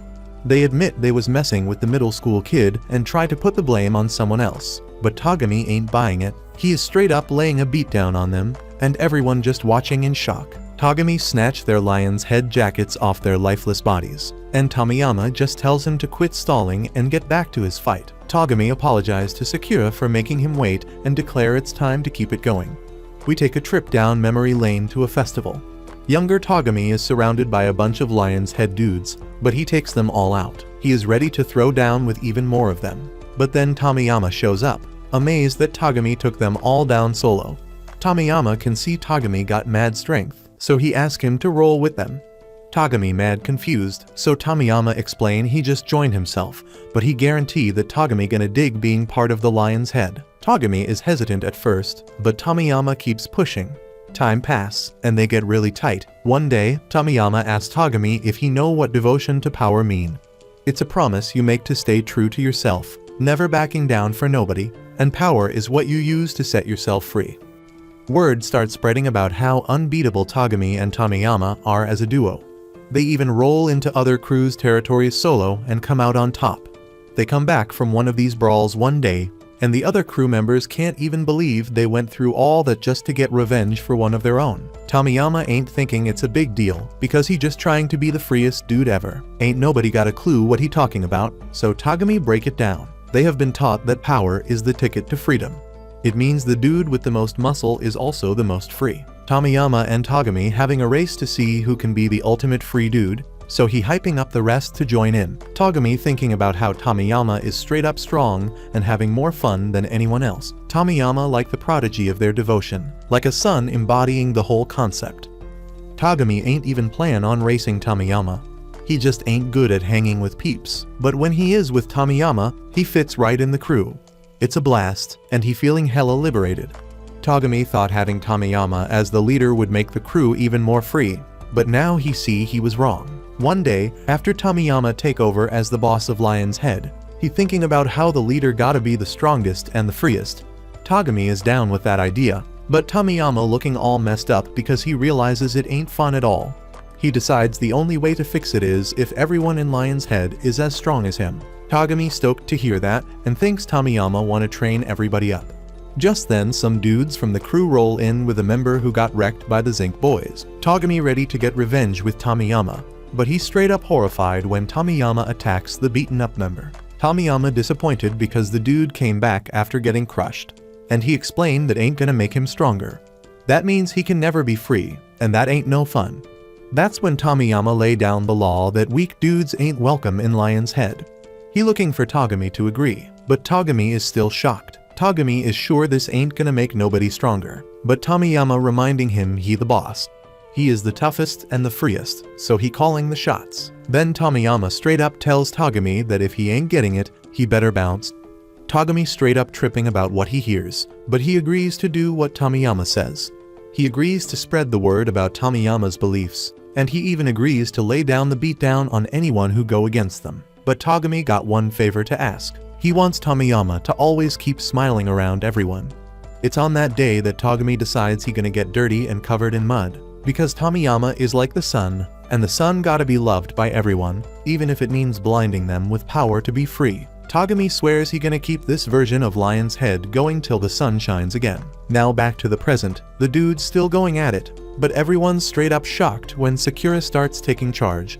Sakura getting annoyed and straight up can't believe Togami being for real. He points out that Togami doesn't even seem like he wanna throw a punch or dodge his kicks. Sakura wondering what the hell Togami trying to do, and Togami can't help but wonder the same damn thing. Sakura's just dodging some of Togami's attacks, but he can sense something ain't right. There's confusion in Togami's fists. Sakura thought they picked this fight because they knew everything, but Togami clearly clueless. Sakura wants answers, so he straight up asks Togami why he started throwing punches at those dudes. He figured anyone with power could do whatever the hell they wanted in Lion's Head. But he's shocked when Togami explains that scumbags ain't welcome in this turf. Turns out Togami was trying to clean up their crew, get rid of all the scumbags. They ran into Bofurin at the bridge, and fighting Bofurin was Tomiyama's obsession. Togami thought it might bring about some change, but damn, that fight just ended up wrecking them all. Togami ain't turning back though. He made the wrong choice that rainy day, and he's sticking to this messed up path. Sakura ain't having it and asks what the hell Togami's trying to accomplish. He's shocked when Togami straight up says he wants to head to the mountains. Sakura don't give a damn about any of that. He straight up points out that Togami's one of the scumbags he's trying to get rid of. The dude's doing scumbag stuff, and Sakura thinks he's hella lame for it. Sakura wants Togami to realize that himself, so he's gonna do it by winning this fight. Once that happens, Sakura's certain Togami will stop being a lame ass and become an awesome dude he can actually fight against. Togami thinks Sakura's being selfish, but Sakura don't give a damn. That's just how it goes when you push your will through in a fight. As Sakura launches his attack, he declares that no matter how strong his opponent is, even if they saved his life, he never looks away or changes who he is. That shit triggers Togami's memory once again. He remembers how shocked he was when Tomiyama told him he could bounce from Lion's Head if he didn't like his vision. Togami decided to do all the dirty work so Tomiyama could keep smiling with everyone. Sakura's attack lands, and so do his words. Togami starts laughing as he gives props to Sakura for pushing his buttons really good. Togami throws a punch at Sakura, and Sakura's glad because he can tell Togami's finally getting serious. Sakura throws the nickname Shaggy at him, but Togami ain't having it. He kicks off his sandals, getting ready for a real deal fight, and demands to be called by his real name. Togami's finally ready to throw down, so he calls Sakura by his name and tells him it's time to fight. These two fighters go all out, landing mad attacks on each other. The crowd goes dead silent, watching this straight up brawl go down. Ain't no holding back from either of them. But the crowd's freaked out because they notice Sakura and Togami both laughing their asses off, even though they're beating the crap out of each other. Shit gets real brutal as they straight up wreck each other with a barrage of attacks, but they're both loving every second of it. Suo's watching in awe because he had no clue Sakura was this damn good in a fight. Nairi don't really get why, but he's tearing up because their fights touched his heart for some reason. Even Hiragi and Yumemiya are impressed with Sakura. But Tomiyama's just silently watching the whole thing. Sakura keeps going at it, but something's messing with his head. He's supposed to be fighting some dude who does lame-ass stuff, so he can't figure out why fighting Togami feels so damn right. Sakura's also surprised because he's never been called by his name during a fight before. Togami's doing some thinking of his own, noticing that Sakura's having a damn good time in this brawl. And that ain't all, because he can tell Sakura's moving better with each damn moment. Togami can't even hide his own enjoyment. He tells Sakura to bring it on, and they both charge at each other. The fight hits its peak when they both kick each other square in the face at the exact same time, and collapse to the ground. Nairi's horrified, but these two fighters just keep laughing. Togami never knew fights could be this damn enjoyable, and Sakura feels the same way. They've been at it long enough though, so they decide to end this madness. These two charge at each other once again, getting ready to throw their most powerful punches. But then Togami starts thinking about what Sakura said, how he ain't ever gonna change who he is for anyone. And that shit hits Togami hard because he realizes he should have fought back against what Tomiyama told him that day. But instead he looked away and didn't stay true to himself. Togami couldn't push through his own identity, but he sees that potential in Sakura. He knows Sakura's gonna become even stronger because he ain't afraid to assert his own will. No matter who he's up against, Togami just hopes Sakura never loses that. So he decides to hold back on throwing his punch, and in his mind, he thanks Sakura for helping him understand. Sakura's punch actually lands, and Togami declares he can't move no more and gives up. The crowd's stunned because they ain't never heard those words from Togami. The dude who charges in laughing even in dangerous situations. Even the Bofferin guys are speechless. But Sakura's really pissed off because he doesn't get why Togami's just giving up like that. He ain't happy with how the fight ended, and demands to know why Togami chose to lose on purpose. Sakura gets interrupted by hyped-up Tomiyama, who says he wants to fight Sakura someday, but right now Tomiyama's ready to throw down with Yumemiya. Togami urges Tomiyama to call off the whole fight because he's realized he was in the wrong. Tomiyama's too amped about fighting Yumemiya to listen, so Togami keeps insisting. But then shit gets real when everyone's shocked to see Tomiyama attacking Togami and telling him to shut the hell up. Tomiyama claims Togami lost, so he gotta quiet down. And that sets Sakura off big time. He goes to punch Tomiyama, but out of nowhere Yumemiya shows up and stops him. Yumemiya explains it's time to switch places, but Sakura's so damn angry he can't back down. Yumemiya points out that Sakura must have had a deep-ass conversation, and defending Togami is proof of that. Togami is then shocked when Yumemiya asks if he can just leave the rest to him. Togami gives the green light, so he bounces from the stage, and Sakura does the same. Sakura, in his usual pissed-off mode, straight up tells Yumemiya that he's gonna whoop his ass if he loses to Tomiyama. As Sakura struts off the stage, he can't wrap his head around why he's feeling so damn angry about Togami getting attacked. He ponders how Yumemiya seemed all stoked about him having a proper conversation, but Sakura still can't get it, because he didn't hear no words from his fists. Nairi catches Sakura before he falls, and the crew welcomes him back. Hiragi knows Sakura ain't digging how the fight ended, but he breaks it down that it was Togami's way of settling things. And on top of that, Hiragi gives props to Sakura for doing real damn well. But Sakura still doesn't know how to take a compliment. Tomiyama's pumped as hell about finally getting to throw down with Yumemiya, but Yumemiya wants to ask him something first. Yumemiya wants to know if Tomiyama felt anything watching Togami and Sakura go at it. Tomiyama's clueless as hell, so Yumemiya says it's a damn shame. Tomiyama doesn't know why it's a shame either, but he don't give a damn. All he knows is it ain't fair how Boffurin's got so many strong peeps, and it's nothing like Lion's Head.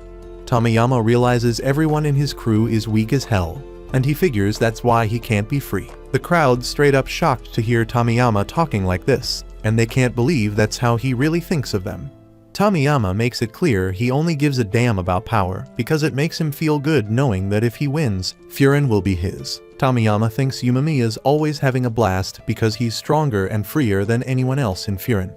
If he can prove he's stronger than Yumemiya, Tomiyama's dead certain he'll finally be free and have way more fun than anyone else. He's jumping for joy because he can finally put an end to all his boring-ass days. Now Tomiyama turns to Yumemiya and demands he hand over Furin. He jumps on Yumemiya and lands a bunch of punches. Yumemiya manages to shake him off, but Tomiyama just keeps coming at him. The Bofferin guys are left dumbfounded because they ain't never seen such reckless moves in a fight before. So thinks Tomiyama's a natural-born monster. Hiragi gets it because Tomiyama is the youngest damn leader in Lion's Head's history. Sakura's still fuming with anger, but he realizes he would have been screwed if Yumemiya didn't stop his punch, but that ain't the only thing that's pissing Sakura off. He knows damn well he only beat Togami because Togami held back in the end. Sakura ain't no pushover though, and he's more determined than ever to get hella stronger. Tomiyama keeps throwing down with his wild-ass fighting style to keep Yumemiya on edge. But he pauses for a second when Yumemiya's got something to say. Yumemiya explains that Tomiyama's gonna keep struggling if he keeps talking about what he doesn't have and trying to take things from other people. Tomiyama's had enough of Yumemiya's talking though, and he thinks it's all gibberish, so he just goes in for another attack. Yumemiya unleashes a punch that's so damn terrifying, and Tomiyama's gotta back the hell up. Yumemiya's disappointed that Tomiyama can't understand what he's trying to say, and Tomiyama's shocked when his nose starts bleeding. Even though Yumemiya's punch didn't land, Yumemiya straight up declares that when it comes to someone who can't get his point, he's 100% sure he won't lose. As the fight between Tomiyama and Yumemiya is getting heated, Tomiyama used his speed advantage to slip between Yumemiya's legs, getting behind him, grabbing Yumemiya's jacket, and pulling him back with a straight foot to the back. But damn, even though that hit should have wrecked him, Yumemiya ain't even phased. Dude turns right around and throws another death punch at Tomiyama. Tomiyama is quick on his feet, dodging once again, but he can't figure out what he's doing wrong. He was damn sure he was landing solid hits on Yumemiya, but the dude's health bar ain't moving an inch. Yumemiya breaks it down, saying Tomiyama's punches are weak, and that shit is hella insulting. Yumemiya goes on to explain that Tomiyama's punches feel weak because he fighting solo, ain't got nobody having his back, but Tomiyama still don't get why friendship matters in this whole thing. So even if his punches seem light, he's just gonna keep raining them down on Yumemiya till he finally goes down. Tomiyama ain't holding back, charging in for another attack, trying to overpower Yumemiya's defenses, and when he finally spots an opening, he sweeps Yumemiya off his feet and lands a heavy uppercut. But damn, Yumemiya's still acting like it ain't no big deal, and simply tells Tomiyama as much before spiking him against the ground. The crowd is silent as hell, watching Tomiyama struggling to get back up, and once he finally manages to stand, he starts throwing a desperate series of attacks, hoping to prove he is the strongest. Yumemiya dodges Tomiyama's first punch and asks him what being free means to him. So while still throwing down punches, Tomiyama answers that freedom means having fun, and having fun means going up against strong dudes like they doing right now. But if this is what Tomiyama thinks is fun, Yumemiya finds it hella weird that he don't look like he enjoying it at all. Tomiyama straight up clueless about what he really want in life. That's why he is all unhappy and trying to snatch Furin. And that's why Yumemiya pies him, but not as hard as his sorry-ass team stuck with him as their whack leader. But no matter what his reasons are, he ended up on top here. So Yumemiya gonna show him how a true leader should roll. While everyone watching, Yumemiya straight up laying a beat down on Tomiyama, with no chance for him to fight back. Nairi start talking about how damn glad he is to be at Furin Academy and have Yumemiya as his leader. Back on stage, Tomiyama still ain't getting what Yumemiya means when he's saying he should treat his peeps better. There was a time when everyone was having fun, but that was a long time ago, and he still doesn't get why things gotta change from how they used to be. Tomiyama got so much he don't understand, and he is tired of folks bringing it up. So he gives up and declares he ain't trying to steal Yumemiya's crew no more. He doesn't need them or anything else. For that matter, Tomiyama's world has been dull and gray for ages, barely remembering when things turned out like this. To him, the world is all dry and icy, but nothing he do can change it. So he has been wondering what he missing to bring some color back. But now he just don't give a damn no more. He accepted that his heart a lifeless wasteland. Nothing gonna make it different. So he don't need nothing at all. Dude might have gone a little crazy, and Yumemiya noticed the shift in his mindset. So as Tomiyama came at him, he just let himself get hit. Even as he gets wrecked on the ground, he ain't fighting back. And that got Sakura all pissed off, jumping up in anger. Yumemiya said he ain't losing, so why is he putting on this weak-ass act? But then Kyotaro tells Sakura to shut it, sit down, and let Yumemiya do his thing. Once Tomiyama finally wears himself out by punching Yumemiya, Yumamiya apologizes to him for backing him into a corner with such a tough question. But if he keep destroying everything around him and hurting others in his quest for answers, things always gonna stay the same for him. Tomiyama ain't trying to hear no more from Yumamiya, so he straight up bites his throat, drawing blood and all. I don't know what kind of throat exercises Yumamiya been doing, but he don't even flinch, like his windpipe getting crushed don't bother him. Instead, he trying to comfort Tomiyama and tell him the answer he looking for been inside him all along. That makes Tomiyama stop chomping on his neck. So Yumamiya ask him if he remember the last time Lion's Head and Furin got into a fight. In the end, that shit was just a big misunderstanding. But back then, when the fight got broken up, Yumamiya saw clear as day that Tomiyama was having fun with his crew. Back then, Tomiyama's punches packed a punch, unlike now, and he had a lot more heart in him back then too. Yumamiya want Tomiyama to think back to those times and realize what he gotta change. Yumamiya gets up and start getting closer to Tomiyama.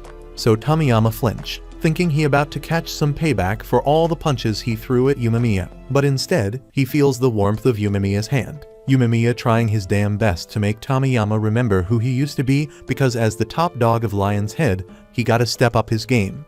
And to make sure he get it, Yumamiya hit him with a headbutt that knocked him the hell out. It was so damn hard that Tomiyama get thrown back into a flashback from before he became Lion's Head's leader. He was chilling, checking out a cat at the time. But then his friends called him over and started bitching about him being all spacey sometimes. They on their way to a brawl right now, so if Tomiyama wanna be their leader, he gotta get his shit together. Tomiyama apologized, but now he thinking, he don't even know who the hell they were about to fight today. Everybody freeze for a second. But then they all burst out laughing. Tomiyama's forgetful nature, and Tomiyama was having a good laugh about it as well. Those were some damn good times, and Tomiyama wished shit could stay like that forever. But as we all know, things changed real quick, and it went downhill. Tomiyama is left all alone in the dark, figuratively walking on broken glass. He ends up falling through, and that's when he finally realizes he must be dreaming. But even if it is just a dream, Tomiyama feels good getting to relive the good old days. Dude woke up and saw Togami standing there, wearing a sad face, and he don't get why. But then it hits him, it's because he lost to Yumamiya. Anyway, he starts spilling about the dream he had, where everyone was smiling and having a blast. Seeing that shit made something click in his head, and now he gets it. The only way he can truly have fun is when everyone around him having a good time too. Togami apologized to Tomiyama for not having his back when he needed it. They had no clue what he was going through, so they dipped and left him alone. Togami couldn't stand seeing Tomiyama hurting others, and he couldn't forgive him for crushing his dream. Tomiyama had no idea about Togami's dream, which was to have everyone love Tomiyama. That's why when Togami saw the look in his eyes, even though he knew it was messed up, he turned a blind eye and let Tomiyama spiral down that messed up path. But after throwing down with Sakura and learning about his ideals to never back down, Tomiyama realizes that as a Lion's Head member, he should have confronted him right then and there and made his feelings known. He apologizes again for not talking to Tomiyama and leaving him alone to deal with his confusion, because he couldn't be there for him. Tomiyama ended up losing what mattered most to him. Tomiyama tells Togami that he busted his ass to become top dog because he thought it would bring him the most fun ever. It was like chasing a treasure chest at the top of a hill. He was psyched because something fun was gonna go down once he reached it. But when he achieved his goal and opened that chest, what did he find? A big fat load of nothing. Dude felt nothing and had nothing to look forward to. And that shit scared him. He felt empty inside. And no matter what he did, he couldn't fill that void. He knew he had to fix it, but he had no clue where to start. Over time, his world got darker and darker. After struggling with it for a while, he started blaming the whole team for his lack of fun. He started thinking that it was because the whole damn team was weak and that he wasn't having a good time. So he figured if he only let strong people join Lion's Head, then they could all be free and have fun together. He tells Togami straight up that he ain't to blame for any of the shit Tomiyama lost. He finally realizes that he's the one who threw away all the dope friends he had. Thinking back to the times when he used to laugh his ass off with everyone around him, he had always been living free, but he was too blind to see what he had until it slipped away. And to make it worse, he's the one who destroyed it all with his own damn hands. If it wasn't for Togami, Lion's Head would probably be nothing but a memory by now. Togami don't want to take credit for anything, but Yumamiya told him not to mess with the people close to him. He apologizes for all the pain Togami had to go through and thanks him for trying his damn best to keep things rolling with a messed up leader like Tomiyama. You can't even imagine how heavy that burden was. So he keeps apologizing while tears start flowing down his face. Eventually, he stands up and thanks Togami one last time for all he's done, but it's time to put an end to this and make things right. He walks over to Yumamiya, who's been chilling at the edge of the stage, and takes off his jacket, leaving everyone in shock. Tomiyama lost the damn match fair and square, so he's stepping down as the leader of Lion's Head and passing the reins to Yumamiya, just like they agreed when they set up this duel. He asks Yumamiya to please take care of everyone there for him. But Yumamiya never wanted to be in charge of Lion's Head in the first place. That dumb bet was all Tomiyama's idea from the start, and Yumamiya never planned on taking over if he won. Plus, he ain't looking to deal with a big-ass crew, because he already got his hands full with all that hierarchy crap, and he straight up hates boring stuff like that. But since Tomiyama keeps insisting, Yumamiya offers an alternative. From now on they'll all just be friends with each other, and they can call today's fight a damn group hangout session or something.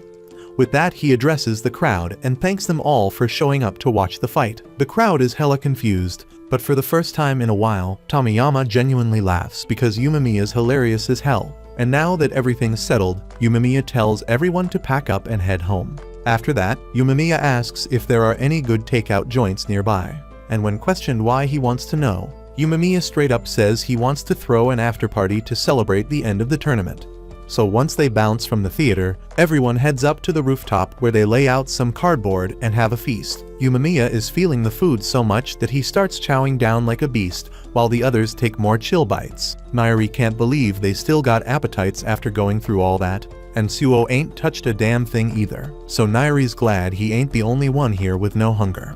But Suo says he's just on a diet, that's why he ain't eating. Meanwhile, Sakura is trying to figure out how the hell Yumamiya can calmly eat with Tomiyama after the beatdown they just had. If you can even call what Tomiyama was doing a fight. Sakura knows he could never forgive someone for pulling that kind of crap. But Yumamiya don't seem to give a damn. Actually, he's more concerned about the fact that Togami ain't touched no food yet. So he asks Togami if everything's cool with him. Togami's been deep in thought, so he puts his plate down and bows his head to apologize to everyone. He knows that this whole tournament mess was his fault. From the initial clash to the falling apart of Lion's Head group as a crew, Tomiyama also feels like he's to blame for all of it. So he bows his head too, apologizing for what he did. Since they're making apologies, Yumamiya leaves it up to Sakura to decide whether to forgive Togami and Tomiyama because he's still got some beef with them. Togami says he's ready to accept whatever punishment Sakura dishes out, and Sakura still ain't cool with what Togami did when they first crossed paths. But he also realizes that Togami ain't all bad after their fight. So Sakura just tells Togami to make sure he becomes a decent person from now on. Togami promises, and Yumamiya declares that the whole thing is officially settled, and he goes back to his eating. Yumamiya's having a blast, so Tomiyama asks him how the hell he always manages to enjoy himself as the big shot of Furin. Yumamiya says it's because he's all about that good food, but it's only truly fun when he can eat down with his crew and crack jokes. That's why he's having a blast right now, and it ain't got nothing to do with being the top dog at all. Tomiyama gets what Yumamiya is saying because he remembers how much fun he used to have before he became the top dog of Lion's Head. But he mistakenly thought he'd have even more fun if he climbed higher in the ranks. He's clueless as to why he couldn't see that he already had everything he needed. Yumamiya tells him it ain't his fault because folks naturally don't realize how good they got it until they lose it all. Thankfully, Tomiyama realized his mistake before losing everyone he cared about, and Yumamiya's glad he can have fun again. Tomiyama's got one more question for Yumamiya and asks why the hell he chose to become the top dog of Furin, knowing it wouldn't be any more fun than his regular status. And that's because he wanted to make sure everyone was happy and smiling so they could all be happy together. He thought about what he could do to help the whole damn town and ultimately decided to become the top dog. Becoming the top dog was never the goal, but it lets him do what he really wants, and that's making sure everyone's always happy here. If there was another way, Yumamiya probably wouldn't have gone for the top dog position. But if he had done that, he would never be able to share meals with everyone here. Tomiyama admires Yumamiya for understanding what he wanted even before becoming the top dog. But Yumamiya sets the record straight and says he never became the top dog. He was appointed. You can't just claim the title by yourself because it's something you earn with the support of the people around you. They all believed in the goal Yumamiya was working toward and helped him achieve it. So no matter how tough or unfair things get, he swears he won't let them down. After chowing down, Yumamiya gives Tomiyama and Togami a peace out, saying he had a damn blast and would be stoked if they visit Furin sometime. As a cool gesture, Yumemiya pulls a bread roll out of his pocket and offers it to Tomiyama as a parting gift, and Tomiyama gladly takes it. Once Yumemiya and the crew bounce, Tomiyama and Togami are left on their own. Tomiyama starts spilling about how he knows saying sorry can't fix the mess he caused, but he's clueless about how to make things right or if he even can at this point. He's scared as hell of losing his friends. Togami gets where Tomiyama's coming from because he's done some messed up shit too. He knows that just saying sorry ain't enough to make it up, but that's exactly why they gotta face their mistakes head on. Togami's got Tomiyama's back, and he suggests they team up and fix things no matter how damn tough it gets. Back in Bafurin territory, the kid they saved at the start of this whole mess has been waiting outside Tachibana's cafe, and as soon as he spots the guys rolling back from battle, he bolts toward them. Yumemiya can't freaking believe Sasaki's been waiting here the whole damn time, but he reassures him that there's no need to stress because the job's been handled. They all step into the cafe, and Tachibana was expecting to have to whip out the bandages after the epic fight she thinks they had, but she's hella surprised to see that everyone's already been patched up. Except for Suo because he didn't let Kanama lay a finger on him, not even once. On the flip side, Sakura got messed up bad. She welcomes them back, but Sakura can barely look her in the eye because he's finally realized she was right. She told him straight up that he can't become the top dog on his own. Yumemiya pulled it off because he had people holding him down, but Sakura's whole reason for showing up here was just to be the top dog. So now he's all messed up in his head, having an identity crisis, and just wants to bounce. But before he can even step out the door, Yumemiya snatches him up, ain't letting him bail that easy. Yumemiya tells Tachibana to whip up some of her special coffees to throw a dope celebration. Sakura starts bitching about not needing to be there because there ain't shit worth celebrating in the first place. But when Yumemiya's got something to say, there's always a reason to party. So Yumemiya names this day Conversation Day in honor of Sakura, because he did have his first talk fight with Togami. It doesn't make sense to Sakura or anyone else, but that ain't the only reason Yumemiya wants him to stick around. He's got something to discuss with Sakura. Sakura used to think he could become the top dog just by being strong, but now he knows he was dead-ass wrong. And right now, Yumemiya wants to know how Sakura's first fight conversation went. Sakura don't really know what to say because he didn't hear shit coming from Togami's fists, but Yumemiya starts laughing because he realizes Sakura must have got it all twisted. When he said fights can be conversations, he didn't mean you start hearing voices from fists flying. He meant that fights are a primal way of communicating, a way to talk about basic shit like love or hate. When Sakura hears the word love, he spits out his coffee, and it goes straight into Yumemiya's eyes. Kyotaro's ready to jump in and defend his boss from Sakura's caffeinated attack, but the others calm him down because it was an accident. Tachibana don't give a damn if it was an accident though. She tells them they gotta clean up their own damn mess. As Yumemiya wipes himself off, he gives more context to what he said earlier and asks Sakura if he started liking Togami after their fight conversation. That's the only reason Sakura would have tried to avenge him after Tomiyama knocked him out. That's how Yumemiya knows Sakura was able to have a good conversation with him through their fists. Sakura can't deny that he started to understand Togami a bit better after that fight, but he don't get why it's such a big deal in the first place. Yumemiya just says he's freaking happy for Sakura. He heard someone interesting was rolling into town, and he thought it must be Sakura. And after spending these few days together, Yumemiya can say with 100% certainty that Sakura's a solid dude. And when a solid dude like Sakura shows up, Yumemiya's always down to throw a celebration. If that's the case, then Hiragi suggests they could have just called it a welcoming party for Sakura instead of a conversation party, and Yumemiya thinks that's a freaking great idea. Sakura still can't wrap his head around how these peeps here are so damn accepting of him, especially how Yumemiya can just pull him to his side like it's nothing. Sakura came here with one goal in mind: to snatch that top dog title from Yumemiya. But now he knows that shit ain't happening. Ain't nobody ever accepted him before, which is why he swore to get strong all by his damn self. He came here to prove himself, claim that #1 spot, and feel validated in his lonely-ass pursuit of strength. But turns out, you need the support of others just to have a shot at being the top dog. And because Sakura can't accept other peeps, he's never gonna reach that #1 spot. But hold up, Nairi cuts Sakura off right there and corrects his statement about not being able to accept others. Because when Sakura first met Nairi and got his ass handed to him, he still had the balls to say Nairi wasn't lame. And that shit made Nairi really happy. Nairi forgets the rest of what he wanted to say, But Sakura still gets the message loud and clear. Then Yumemiya straight up asks Sakura if he knows what it takes to have a conversation with your fists, and Sakura's clueless. So Yumemiya breaks it down for him. To have a real talk with your opponent, you gotta be willing to face them and actually want to get to know them. And Sakura was able to do just that. Yumemiya ain't saying Sakura gotta suddenly accept everyone around him. But if he wants to learn how to accept peeps, he at least needs to start by facing them head on. The fact that Sakura was able to do that with Togami is proof that he still wants to believe that folks around him can be good, and if he can learn to accept people, he can achieve any damn thing he sets his mind to, even becoming the top dog. The warm smiles from the peeps around him reassure Sakura that not everyone's as trash as he thought, even though it's hella embarrassing for him. So he blurts out that when he becomes the top dog, it means he defeated Yumemiya, and that's definitely true. But Yumemiya just laughs it off and says it's a problem for future him to deal with. Just then, Kyotaro gets up and grabs a damn chair, ready to chuck it at Sakura because he's been getting hella jealous of all the bonding Sakura's been doing with Yumemiya. Hiragi's holding him back, but Sakura's all set to throw down if Kyotaro wants to. And Tachibana just straight up yells for them to take that shit outside if they really want to fight. The next day, Sakura steps out onto the street, still feeling the aftermath of his brawl yesterday.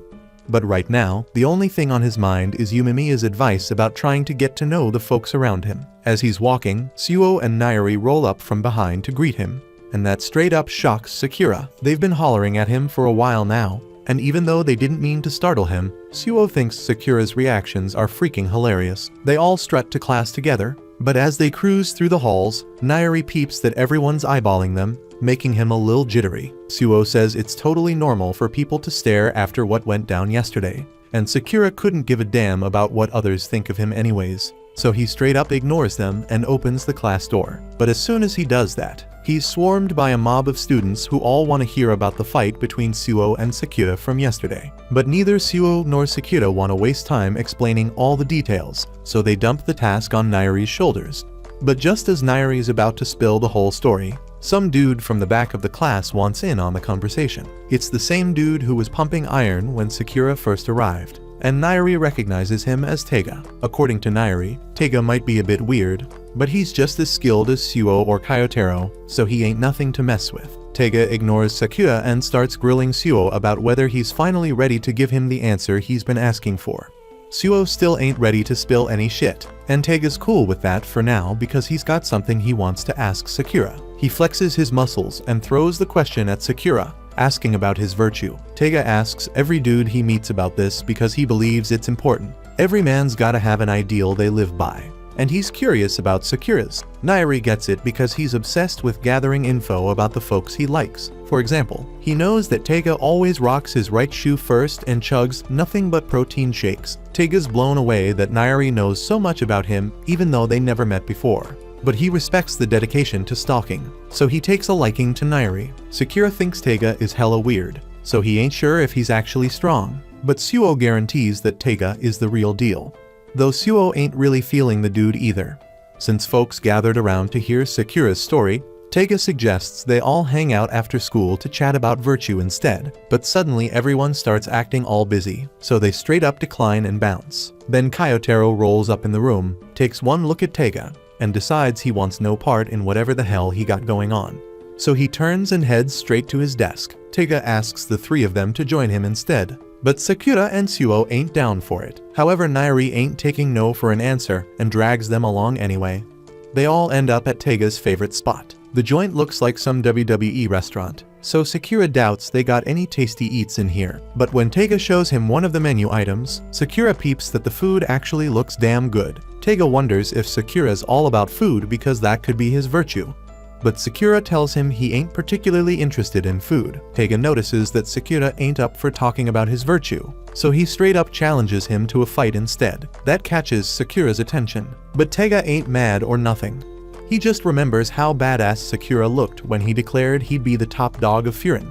So there's no way he don't have some kind of virtue in him. But if he ain't feeling talking about it with words, then Teiga wants Sakura to show him with his fists instead. Sakura is all in for a good fight, but their attention gets pulled to the front door as one of their classmates walks in. Sakura recognizes Mitsuki, But he also peeps that dude's holding hands with a girl. Sakura ain't never done that before, so he feels defeated and hangs his head. Mitsuki greets his classmates, but as soon as he spots Taiga, he decides to take his date to the back of the restaurant to keep as far away from his weirdness as possible. Nairi is hyped to see Mitsuki there because it means 4 out of the 5 strongest peeps in the first year class are all chilling together at once. Taiga's stoked to see Nairi having a blast. And Nairi starts talking about how Mitsuki used to go to some fancy-ass rich kid's middle school.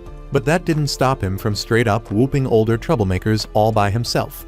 Dude's got some secret romance skills too, so it ain't no surprise he's popular with the ladies. Nairi even wonders if the girl he brought along might be his girl. But Sakura don't want to hear nothing about lovey-dovey stuff. He just wants to know how strong Mitsuki is. Taiga shouts out to Mitsuki, letting him know that Sakura wants the lowdown on him. Mitsuki turns around and locks eyes with Sakura. He's cool with chatting it up, but it'll have to wait because he's still on a damn date. Taiga ain't getting the hint though, so he keeps bothering Mitsuki to join them for a conversation right now, and he even invites the girl. But she looks scared as hell, so Mitsuki tells Taiga to cut it out. He knows Taiga ain't meaning no harm, but the dude's built like a damn truck. So if he starts hollering out of nowhere, it's gonna freak people out, obvious as hell. And if Taiga don't learn to adjust his behavior, he ain't never gonna be popular with the ladies. Taiga realizes his mistake and offers a sincere apology for scaring the girl, but since she's already freaked out, Mitsuki suggests they head to another restaurant instead. Taiga feels bad about scaring her because it goes against his own virtue. But before he can explain further, they notice some commotion going down outside. By the front door, Mitsuki and the girl have been surrounded by a gang. And when the others step out to see what's going on, Mitsuki tells them he saw a dude harassing a girl. So he laid him out and brought the girl here. But it seems the guy wanted payback, so he rounded up his buddies to track Mitsuki and the girl down. Looks like Mitsuki was just helping the girl out. So Taiga grabs his shoulder and starts telling him how freaking awesome he is. His virtue must be looking out for the ladies. But while Taiga keeps going on and on about virtue, Mitsuki tells him it ain't the time for distractions. But Taiga ain't listening, so Mitsuki was about to get sneak attacked. But luckily Sakura steps in and takes down the attacker with a kick. If there's one thing Sakura can't stand, it's folks trying to jump people in a fight, so he ain't letting them get away with it. Taiga agrees with Sakura, so they both ready to face the mob together. Suo, looking out for her safety, tells the girl to step back so she don't end up as no hostage or something. He ain't joining the fight, but he assures her that those 3 can handle it like a boss. Taiga asks Sakura if he wants to sit this one out because he's still banged up from yesterday's brawl, but Sakura never backs down from a fight. As the mob attacks, one dude goes straight for Taiga with a punch, and Taiga gets knocked the hell down. But as the guy tries to throw a second punch, Taiga grabs his hand and lets everyone know he always lets his opponent get the first hit in before he unleashes his own fury. Then he suplexes the dude in the flashiest way possible because his virtue is always stealing the freaking spotlight. Sakura thinks that's dumb, but Taiga has been weird from the start, so he just keeps fighting. Then suddenly some dude comes at Sakura from behind, so he spins around real quick and kicks the guy away. Then he starts complaining to Mitsuki about him sending folks flying in his direction. Mitsuki says he figured it'd be quicker if he just sent the attackers in Sakura's way. So when another guy tries to sneak up on him, he sends the dude flying towards Sakura. Since it's basically just Sakura and Taiga doing all the fighting, Nairi wonders if Mitsuki's pushing them their way because he enjoys it. But Suo thinks it's more about keeping the attackers far from the girl and Nairi, who can't fight for shit. Then he tells Mitsuki he ain't gotta worry about it because he got their backs. And when one guy tries to come after the others, Suo gives him a one-way ticket to the damn floor. With everything under control, the fight ends with a straight-up win for the Furin boys. And now that the fight's over, Taiga tells Sakura he can say the slogan now. Sakura ain't got a clue what he talking about. But it's understandable since he been here for only 3 days. So Taiga tells him to memorize what he is about to say. Anyone who causes pain, wrecks shit, or got evil intentions in their heart will get their asses kicked by Furin with no exceptions. And to really drive the point home, Mitsuki steps up to the dude who started this whole mess and warns him about what'll happen if he pulls some dumb shit like this again. Once they bounce, Mitsuki tells the girl she's all good now, and she's genuinely grateful for how much he and the others helped her. As she's about to split, Mitsuki mentions how he knew Sakura had to be strong after seeing him handle his fight with Togami. But he never expected Sakura to be this damn strong. Taiga brings up how Sakura's aiming to be the top dog eventually, But Mitsuki didn't know about that because he was too busy playing a game when Sakura first introduced himself. He's glad he found out about Sakura's strength before the vote for the great captain. But anyway, he wants Sakura's contact info so they can keep in touch. The others want to get his number too, but Sakura ain't never had no friends before, so he don't know how to share his info. In that case, Mitsuki says he'll just add his number to Sakura's phone. But when he opens Sakura's contacts, he sees that Sakura only got one contact named Weather, and they all think it's pretty funny. They end up giving Sakura their phone numbers, and the next day, Sakura's zoning out and staring at all his new contacts when Tachibana sneaks up behind him and asks what he's looking at. Sakura gets a jump scare and drops his phone, so Tachibana says sorry for sneaking up on him like that. But as she bends down to pick up his phone, she peeps the contacts and decides to add her number to it. Sakura acts like he don't care, but he's glad to have another name on his contact list. Then he notices he is in a group chat with all the other dudes, so if he want to ask them about the great captain thing Mitsuki mentioned yesterday, but he ain't used to texting, so he don't know when to jump in with his question. So instead he just eats his food and heads to class to ask them directly. Since Sakura new to texting, Suo gets why he ain't got the hang of it yet, and without hearing about the great captain. A moment later, the three leaders of the second year come in: Inamoto, Kusumi, and Kaji, and Nairi's hella hyped to see them. Inamoto tells everyone they don't give a damn how they do it, but they gotta decide on the grade captain right freaking now. The grade captain is the one responsible for the class, so basically the head honcho. Suo raises his hand, so Sakura thinks he's volunteering for the position, but then Suo points in Sakura's direction and nominates him to be the great captain. Sakura tries to speak up, but everyone starts shouting that Sakura would make a dope captain. Sakura trying to say Kyotaro would be a better fit, but everyone is quick to point out he ain't cut out for that kinda role. Sakura argues that he ain't either, but the real issue is that he is an outsider. Other students ain't tripping though because Sakura done proved himself in a short time and earned their trust, plus the three skilled dudes in the class vouching for Sakura. Sue steps up and offers to be one of Sakura's right-hand peeps, suggesting Nairi for the other spot. Sakura can't even believe what's going down because the grade captain is like the cream of the crop. He reflects on how he wanted that top spot just for his ego, and it hits him that he acting like Tamayama. Right then, one of the second-year sidekicks got impatient and straight up said grade captain ain't all that special. Dudes yelling hella loud, but everyone getting shocked when he takes off his headphones and his voice goes back to normal. Turns out he has been blasting his music way too damn loud. Got folks wondering if he is about to blow out his eardrums. He decides to settle things and straight up tells Sakura to take the captain role. He points out ain't nobody expecting Sakura to be flawless, and if things don't go well, they can always swap him out for someone else. Sakura gets mad and tells the second-year captain that he should be the one deciding. But he gets hit with a bombshell when the dude explains that Kaji is the real second-year captain. Inamoto steps up and announces that Sakura gonna be the first-year captain. But Sakura is quick to remind them he ain't agreed to anything yet. Inamoto reminds Sakura he just said the captain gotta make the call, and Kaji already did. Everyone trying to reassure Sakura that he gonna be just fine, except for Kyotaro who knocked the hell out.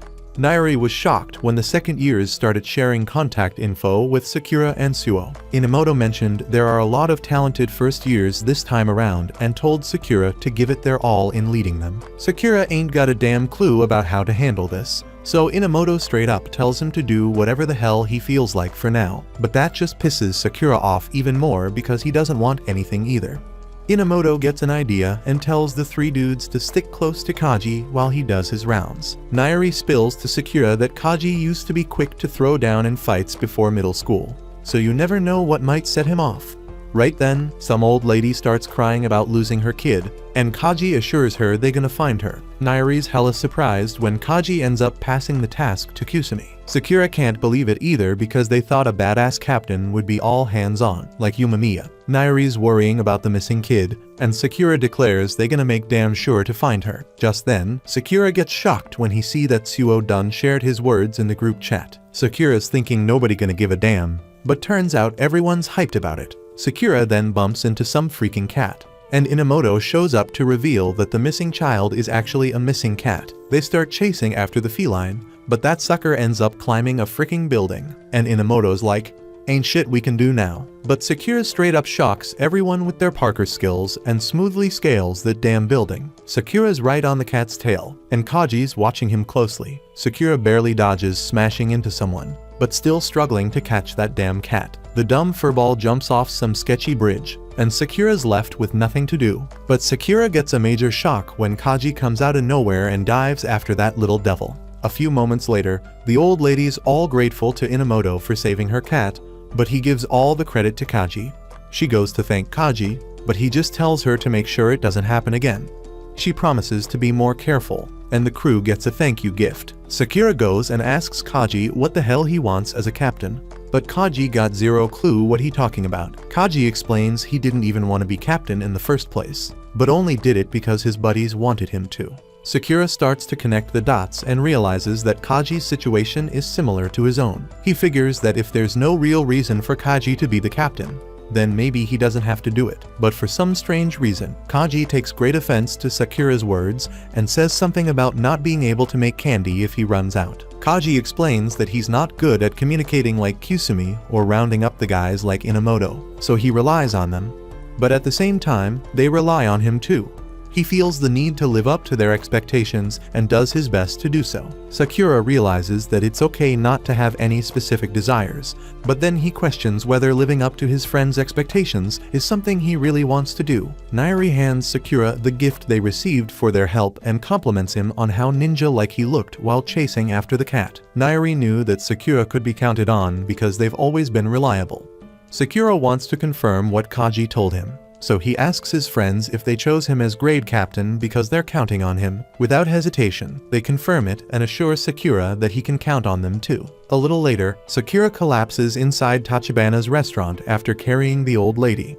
The old lady jokingly wonders if she's gained weight, but Sakura brushes it off. Although he looks exhausted, Tachibana notices his tired appearance and suggests that he hasn't been getting enough sleep. She hits the mark, but Sakura decides not to let her know that he spent the entire night pondering his role as captain. Sakura gets surprised when Tachibana asks if his class has chosen a captain yet. She realizes that it must be him and expresses her belief that he'll make a great captain. Sakura, however, points out that he doesn't know what to do. Luckily, Tachibana offers some simple advice. If he's unsure, he should start with what he can do. Sakura can't argue with her wise words, but tells her to stay out of it nonetheless. Tachibana continues to offer valuable advice, suggesting that remembering his classmates' names and faces is something he can do. Calling people by their names will show that he's taken the time to know them better. Sakura suddenly realizes that he hasn't been calling anyone by their names, and Tachibana encourages him to start practicing right away. Feeling overwhelmed, Sakura decides to run off. The old lady calls him bashful, but Tachibana believes that Sakura is actually afraid of forming close relationships with people. As Sakura returns to school, he asks Nairi to tell him everyone's names.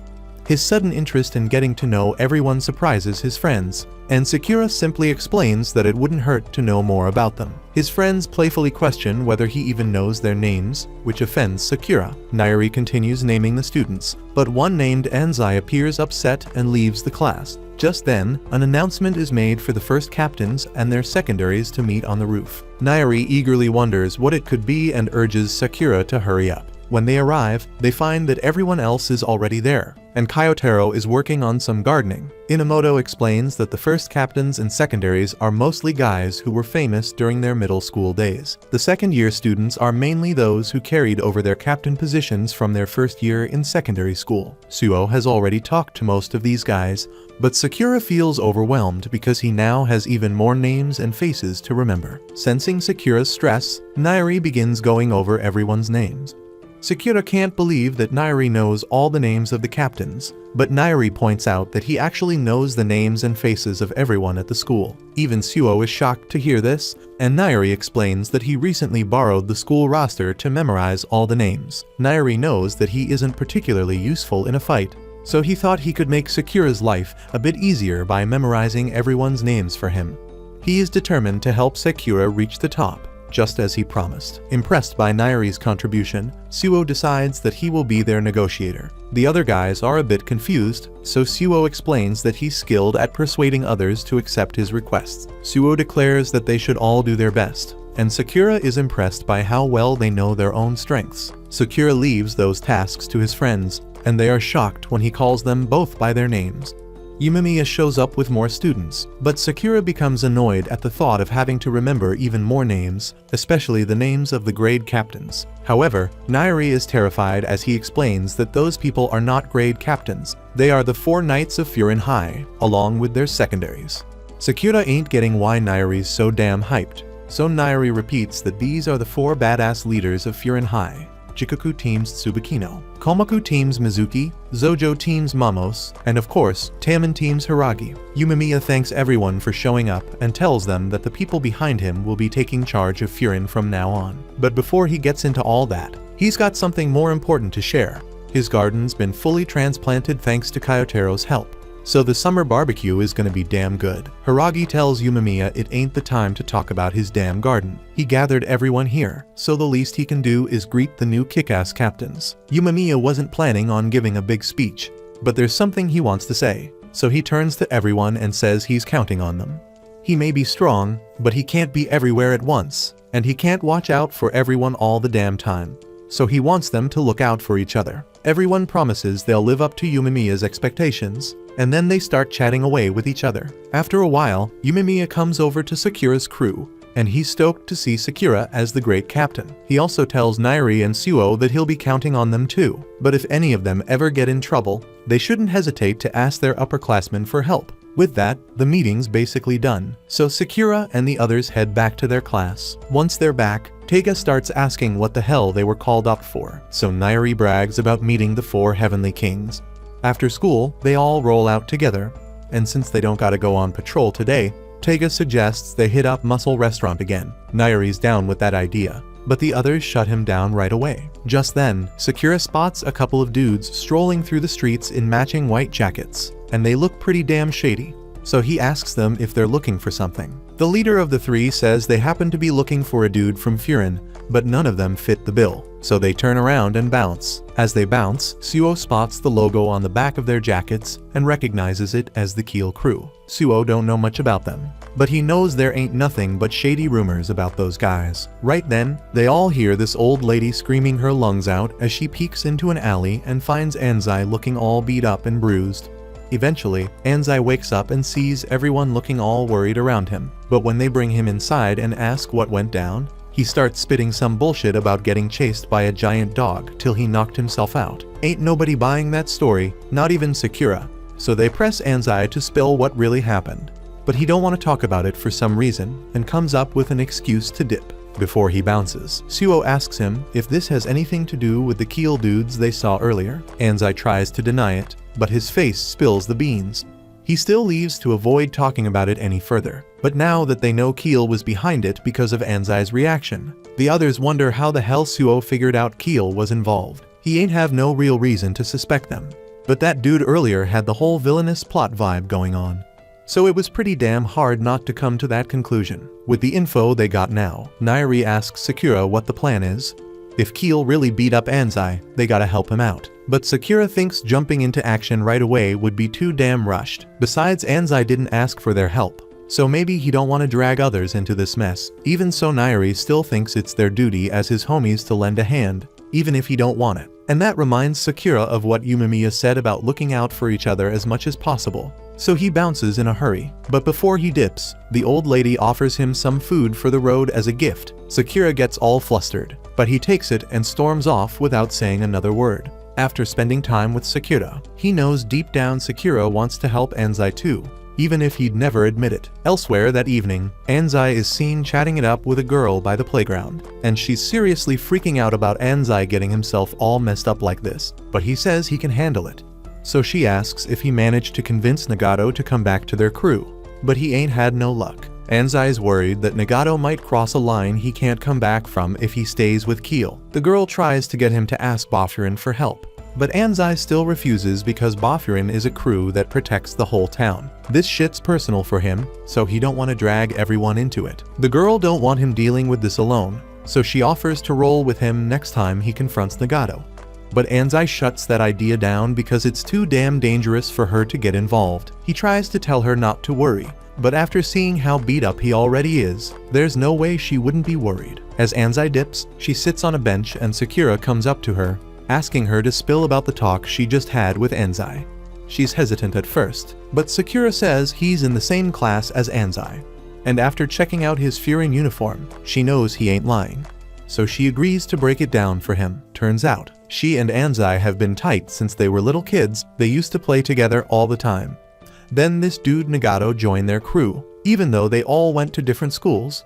She thought they could all stay tight. Recently, she bumped into Anzai at the playground and came over to catch up. She could see he wasn't in the best shape, so she figured he got into another scrap or something. That's when she mentioned wanting to link up with Nagato again, so the three of them could hang like old times. But Anzai drops a bombshell. He tells her he got messed up by someone from a crew called Keel.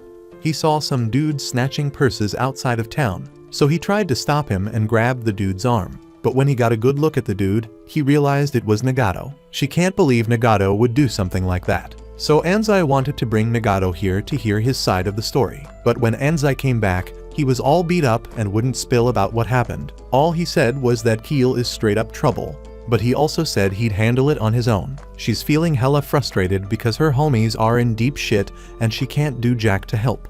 So she starts bawling her eyes out, and Sakura's still struggling with his emotions well, so he's at a loss for what to do. Eventually, he tells her he's gonna bring Nagito here so they can sort their shit out. The girl's relieved to hear that, even though Anzai said it's a bad idea to involve Furin. But Sakura says it'll all work out eventually, so she can leave it to him. The girl gives a little smile and thanks Sakura for being a solid dude. Then she gets up and says all this drama's got her feeling mad hungry. Sakura gets all possessive over his food and tells her she can't have any. But she wasn't even asking for his food. Sakura said he'd help her, but now he gotta figure out how. He walks into class and the crew greets him. But then he spots Anzai across the room, trying to pass off his injuries as some bear attack. And ain't nobody buying that shit. Sakura knows if he straight up asks Anzai about it, dude would just change the subject. So he ain't even bother bringing up the convo he had with Sukiya yesterday. Right then, someone from another class rolls in looking for Anzai. He goes up to him and says some creepy dude in a hood gave him a letter to deliver to Anzai. Anzai recognizes the description and starts freaking out about what the letter might say. He opens it hesitantly, and it's just as bad as he feared. So he takes off running out of there. Sakura chases after him, yelling at Anzai to wait up, but Anzai ain't stopping, so Sakura gotta jump down the stairs to cut him off. He tells Anzai he heard the whole story from Tsuchiya, so he knows the letter must be from Keel. He tells Anzai to let him take a look. And what he sees is a picture of the Keel crew holding a bloody Nagato hostage, demanding Anzai show up at the shipping yard. Anzai tries to brush it off, saying it ain't his problem. But Sakura grabs his shoulder and sincerely asks for the deets because he really wants to help. Finally, Anzai agrees to spill everything. He tells Sakura that 2 days ago he saw a Keel member snatching an old lady's purse. So he stepped in and grabbed the dude. But when he pulled the guy's hood down, he realized it was Nagato. Nagato freaked the hell out, punched Anzai in the face and dropped the purse. Anzai couldn't believe his damn eyes. So the next day he goes back to the same spot to find Nagato and get some damn explanation. And when he finally spots him, Nagato's getting yelled at for not stealing enough cash. The dude holding him by the shirt threatens to punch him for every 1,000 yen he's short. Anzai ain't about to just sit there and watch Nagato take a beatdown. So he rushes in, kicks the leader away, and offers Nagato a hand to escape. But Nagato smacks his hand away and tells Anzai he shouldn't have come. The others hand Nagato a stick, and he takes it reluctantly. But he can see on his face he ain't happy about what he is about to do. He swings that stick and cracks Anzai across the head with it. But eventually, Anzai manages to break free and ends up in an alley where Sakura and the crew find him. Sakura can't understand why Nagato would stick with Keel after all the shit they put him through. And Anzai don't get it either. But he knows something seriously messed up if Nagato was crying like that. Back when they used to play together, Nagato never shed a tear, even when he broke his leg or they got lost in the damn forest. So Anzai can't even imagine what went down to make him cry like that. He may not know exactly why Nagato's sticking with Keel, but he knows he gotta get him out there for his own good. Sakura gets it and tells Anzai to hurry the hell up so they can save Nagato. Anzai says he doesn't want to drag Furin into his shit, but Sakura says he ain't going as a Furin member. He's going because Sukiya asked him to bring Nagato back. so it's his problem now too. At the same time, the whole damn class starts coming down the stairs because they heard the whole story. They ask Anzai why the hell he didn't tell them, and he says he didn't want Furin to get involved because they are supposed to protect the town, not deal with shit outside of it. Tega steps up and says they ain't helping him because they're Furin members. They're helping him because they're his damn friends. Even Kyotaro wakes up from his nap, all pissed off to lend a hand. Now that everything's sorted, the whole damn class heads out to the abandoned shipping yard to rescue Nagato. When Inamoto and his crew see them from the window and wonder what the hell they are up to, Sakura and his classmates begin tracking down Keel's hideout. He admits he doesn't fully understand what their endgame is, but he's heard enough shady rumors to know they've been up to no good. After what they did to Nagato, he's convinced they're dangerous, and he's made up his mind to save him, no matter who stands in his way. Anzai chimes in, warning everyone that Keel's gang operates in groups and always comes armed, so they all need to stay sharp. Eventually, Sakura's group locates Keel's base, but the door is locked tight. Kyotaro steps up to try opening it, but when the handle doesn't budge, he just straight up kicks the door down, leaving the others stunned by his raw power. Inside, the leader of Keel catches sight of them and greets them mockingly, announcing to Nagato that his friends have shown up. He grabs Nagato by the arm, and Anzai, seeing this, nearly charges in, but Sakura holds him back. Sakura calls out to the leader, demanding that he let Nagato go. But the man refuses, saying the kid hadn't finished earning his quota yet. At that point, Sakura realizes there's no other option but to fight. The leader laughs at him, calling him a coward for dragging classmates into his mess. Suddenly, more Keel members step out from the shadows, and the group finds themselves surrounded. Knowing they're outnumbered, Anzai apologizes for dragging everyone into the mess. But no one backs down because they're ready to throw down and believe they've got a shot at winning this. Sakura tells them to stay back because he can handle it himself, but they refuse and stand with him. The leader then signals the attack, so chaos broke loose and punches flew everywhere. And Sakura's teammates are surprised by how easily they're handling their enemies, while the leader watches from above, quietly analyzing which of Sakura's allies poses the biggest threat. Then, as the fight heats up, Sakura and Anzai push forward, and their friends open a path toward the leader. Seeing them close in, the man braces himself. Nagato then spotted Anzai and tried to strike first, but the boss blocked his move effortlessly, calling him reckless. Then, with one swift kick, he sent Nagato flying down the stairs.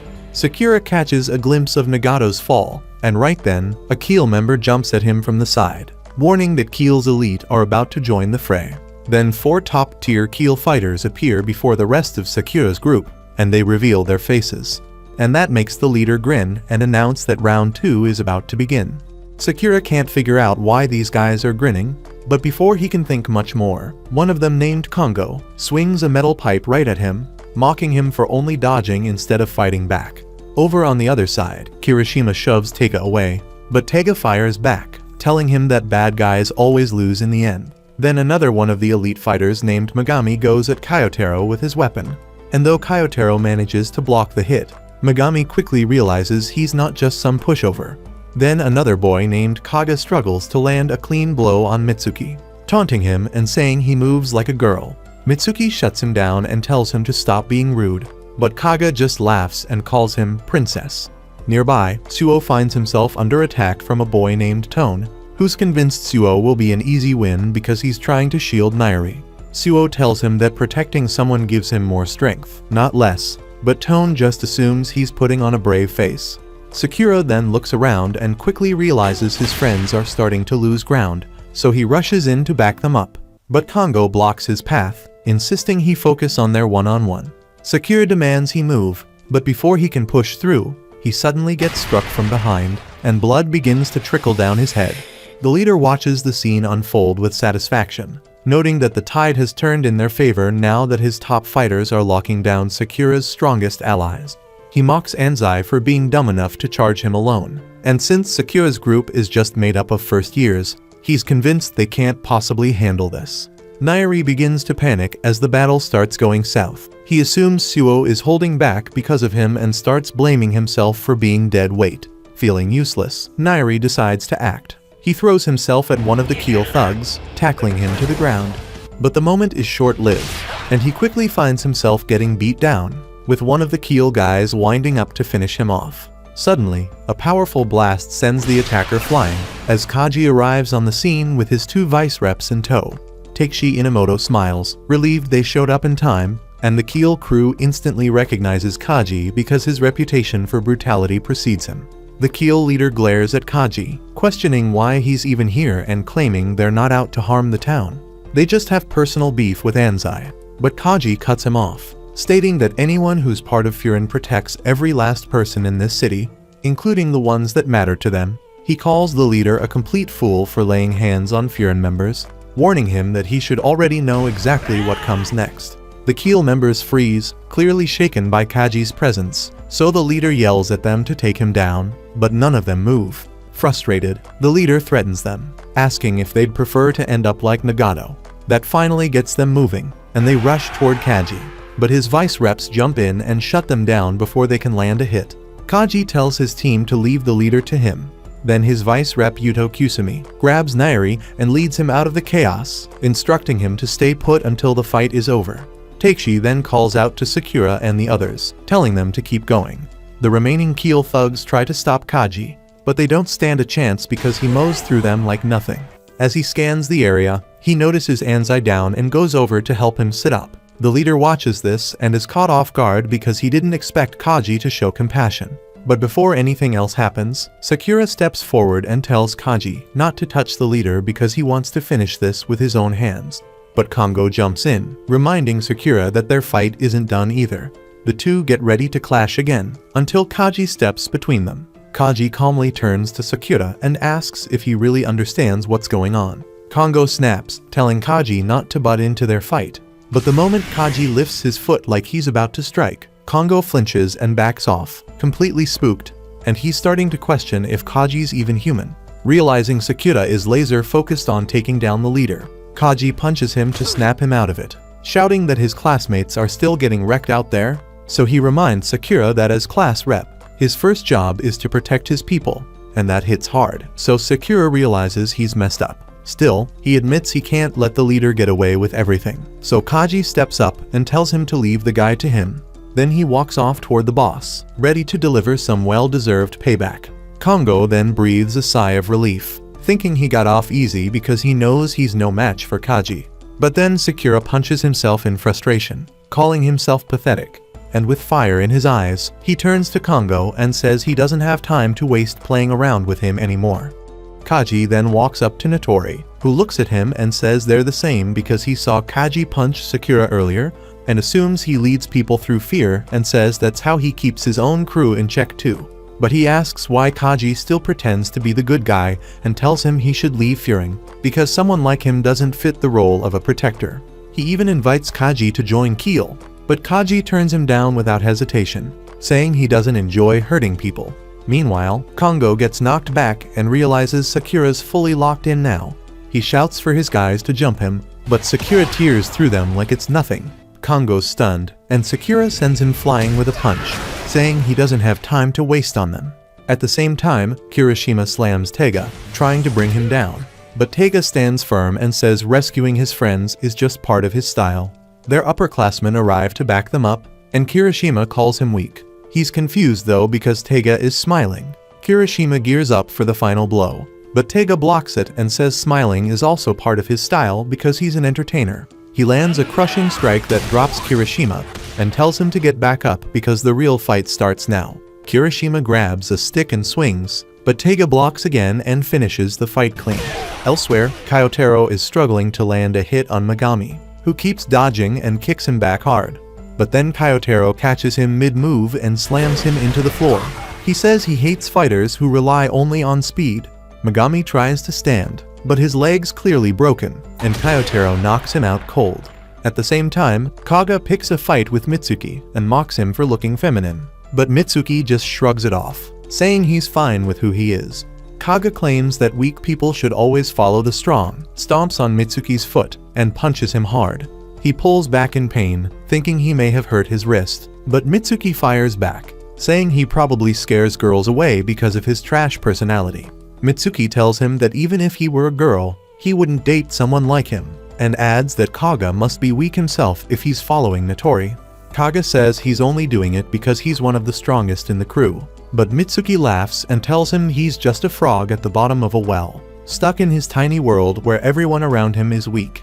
Kaga gets pissed hearing that and keeps swinging, but Mitsuki counters with a solid strike to his shoulder that drops him instantly. Mitsuki comments that maybe people would actually like Kaga if he wasn't so full of himself. He usually doesn't hit people once they're already down, but in Kaga's case, he figures it's better to make sure he stays down, just in case.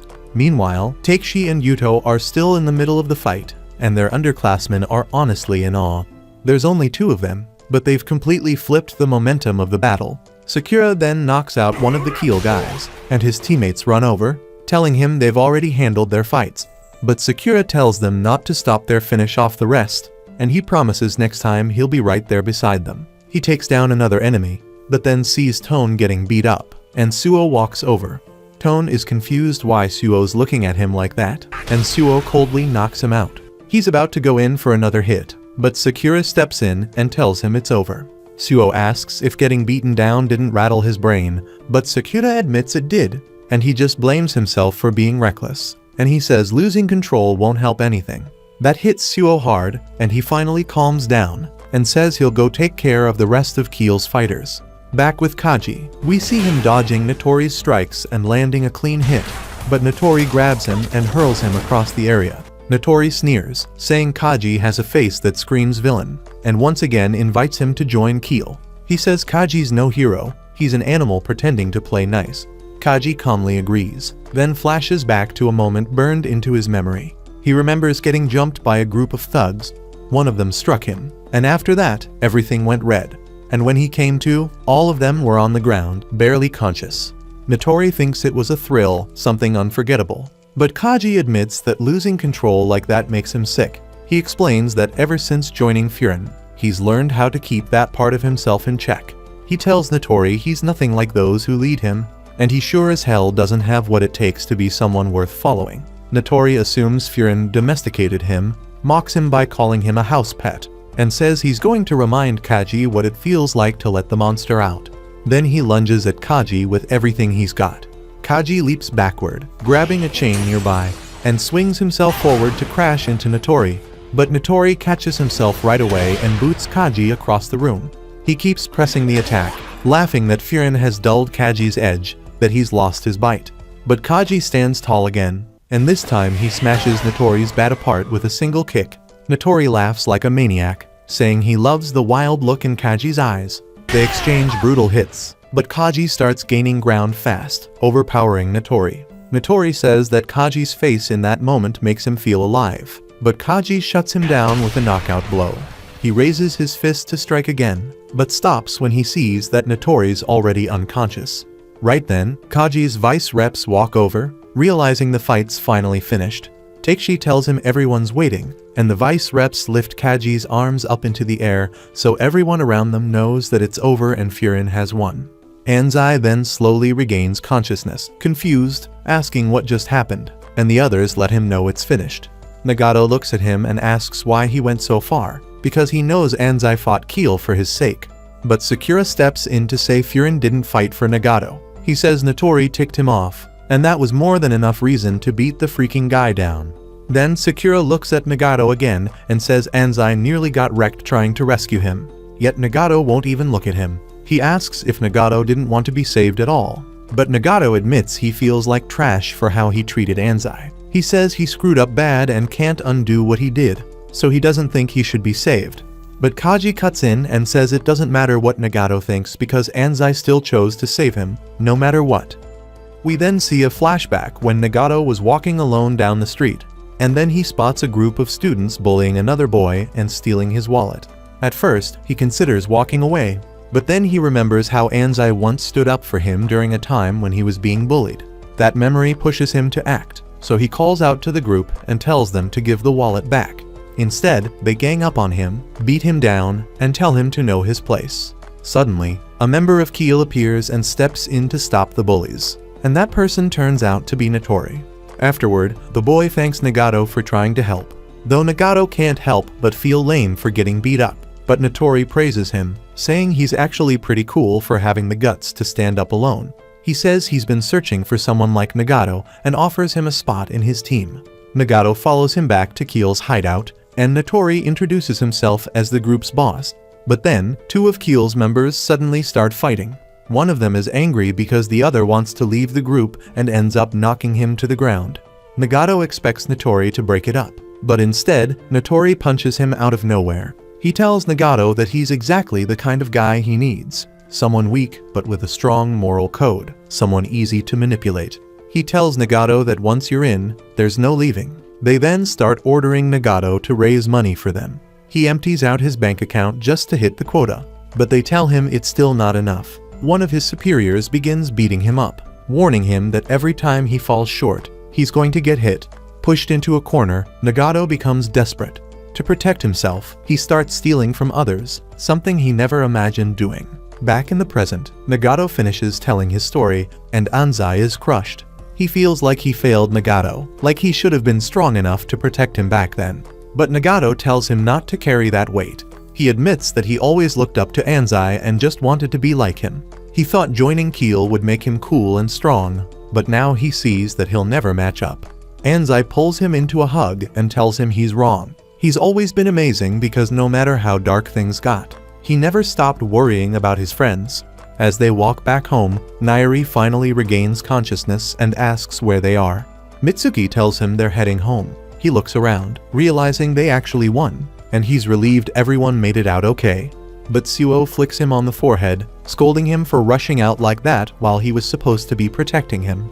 Teiga then points out that Nairi actually saved them, since he was the one who sent a message to their seniors before they entered the hideout. Just then, they notice Sakura walking behind them.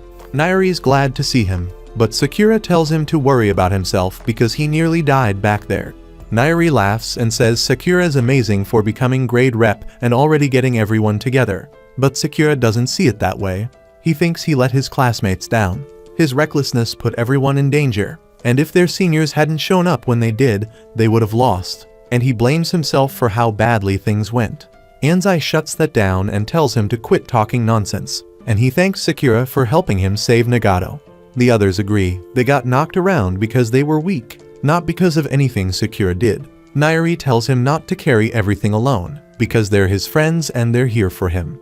And Suo says they should all just start over together. Sakura then thinks back to that moment when he saw his friends getting beaten up. Something about it felt off, and he wonders why he struggled against someone like Kongo. He realizes maybe his time with Furin has changed him more than he realized. Takeshi then looks at him and mentions that Kaji went through the same thing when he became rep.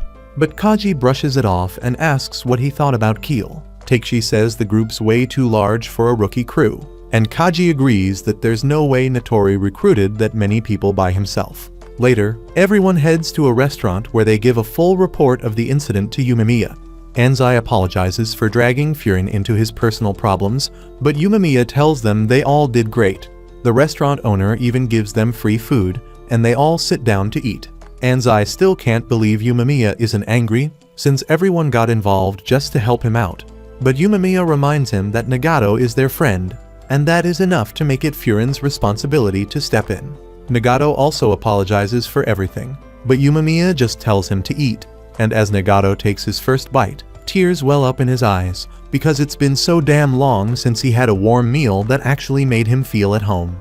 Yumemiya tells him to hold on to the taste of the meal, because once life gets messy, moments like this become rare, and food always tastes better when shared with someone who makes you feel at peace.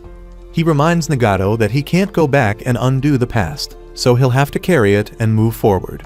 And when things get hard again, he wants Nagato to remember this taste because it's proof that he's never truly alone. Everyone keeps eating, enjoying the food and the atmosphere, but Yumemiya notices something off about Sakura.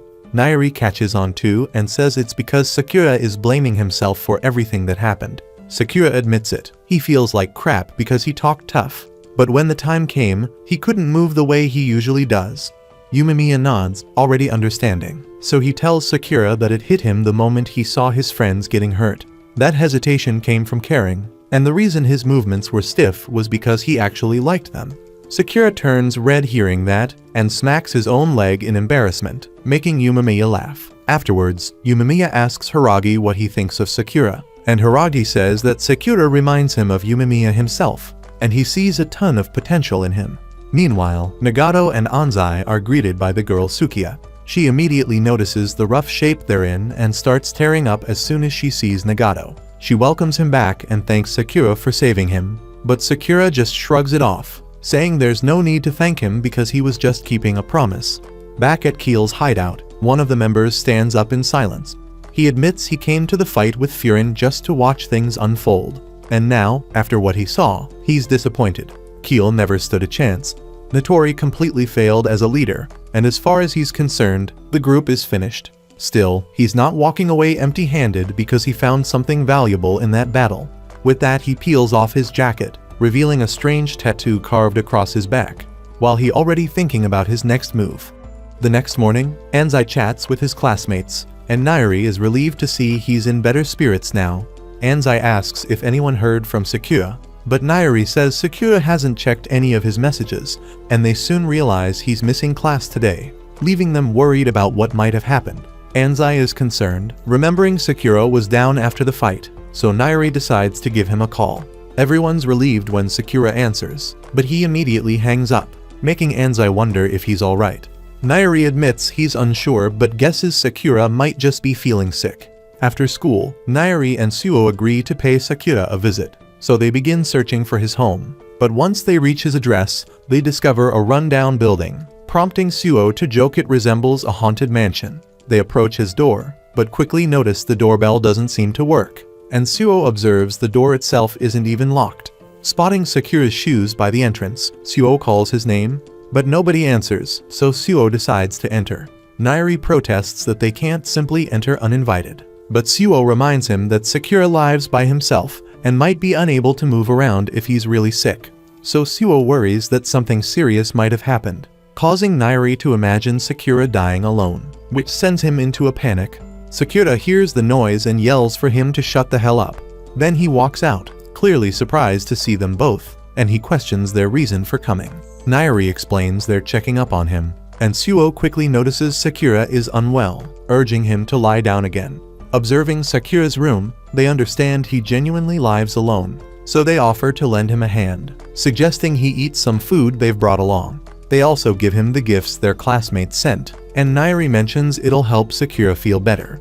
But Sakura insists he's fine and just needs some rest. Suo then advises Nairi to stop disturbing him, and they prepare to leave, reminding Sakura to message them if he requires any assistance. But Nairi questions why they're leaving already, so Suo explains it's best to leave Sakura alone since he isn't accustomed to friends visiting.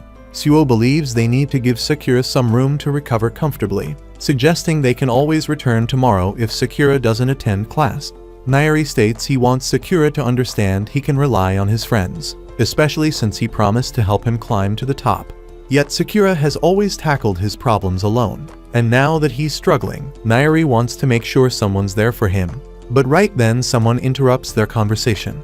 Meanwhile, Sakura looks over the gifts his classmates brought, and it dawns on him how much they actually care. He remembers how he's always been on his own and recalls Yumimiya's words, feeling frustrated that he froze up in the fight just because he started caring for his classmates. He wonders what's gotten into him, then panics as he hears someone coming in, only to realize it's just Tachibana. She hands him some food, instructing him to eat plenty, and he eagerly does, reassuring her that he's still got an appetite. She then mentions she ran into Nairi and Suo, telling Sakura how Nairi was worried sick, but seeing Sakura not care annoys her, so she smacks him, reminding him that everyone is concerned about him.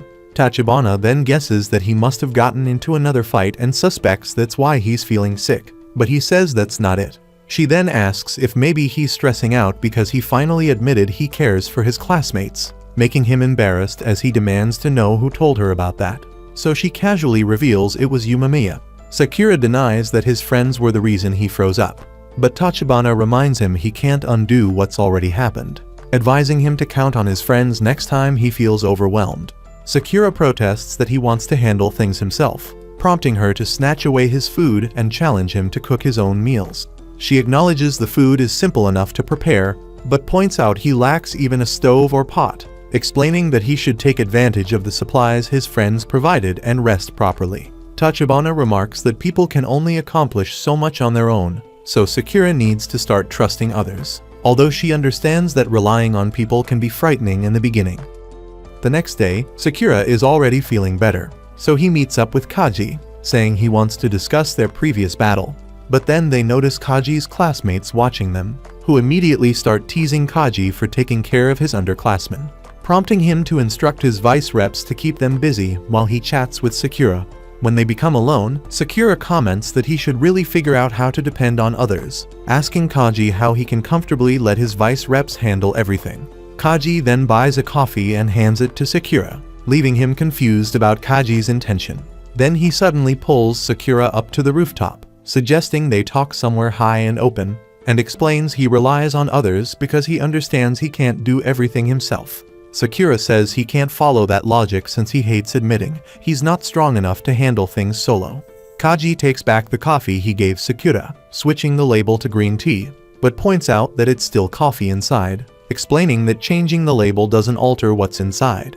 Sakura doesn't get the analogy, so Kaji clarifies that Sakura's situation is similar. He's trying to act as if he can manage alone when deep down he knows he can't. Kaji recognizes that Sakura is afraid of rejection, recalling Sakura's earlier isolation. But Sakura thinks his classmates only accepted him because of his fighting skills and believes they'll abandon him if he starts relying on them. But Kaji reminds him they already saw him break down after the fight, so everyone knows exactly how he feels. Kaji then brings up a rumor about a female ghost appearing on the rooftop at night. But when students went to investigate the following day, they discovered it was just a plastic bag caught around a shovel. Sakura concludes there's nothing worth fearing, and Kaji says he's just like those students in the story, afraid of rejection over nothing. Kaji reminds Sakura that he showed his vulnerable side in front of everyone, yet his classmates still embraced him as he is, reassuring him they won't abandon him if he decides to lean on them. Kaji advises Sakura to have faith in his friends, but Yumemiya suddenly barges in, complimenting Kaji's insightful advice, startling Kaji. Yumemiya remarks that Kaji now sounds exactly like Hiragi, so Kaji punches Yumemiya in embarrassment and quickly bolts.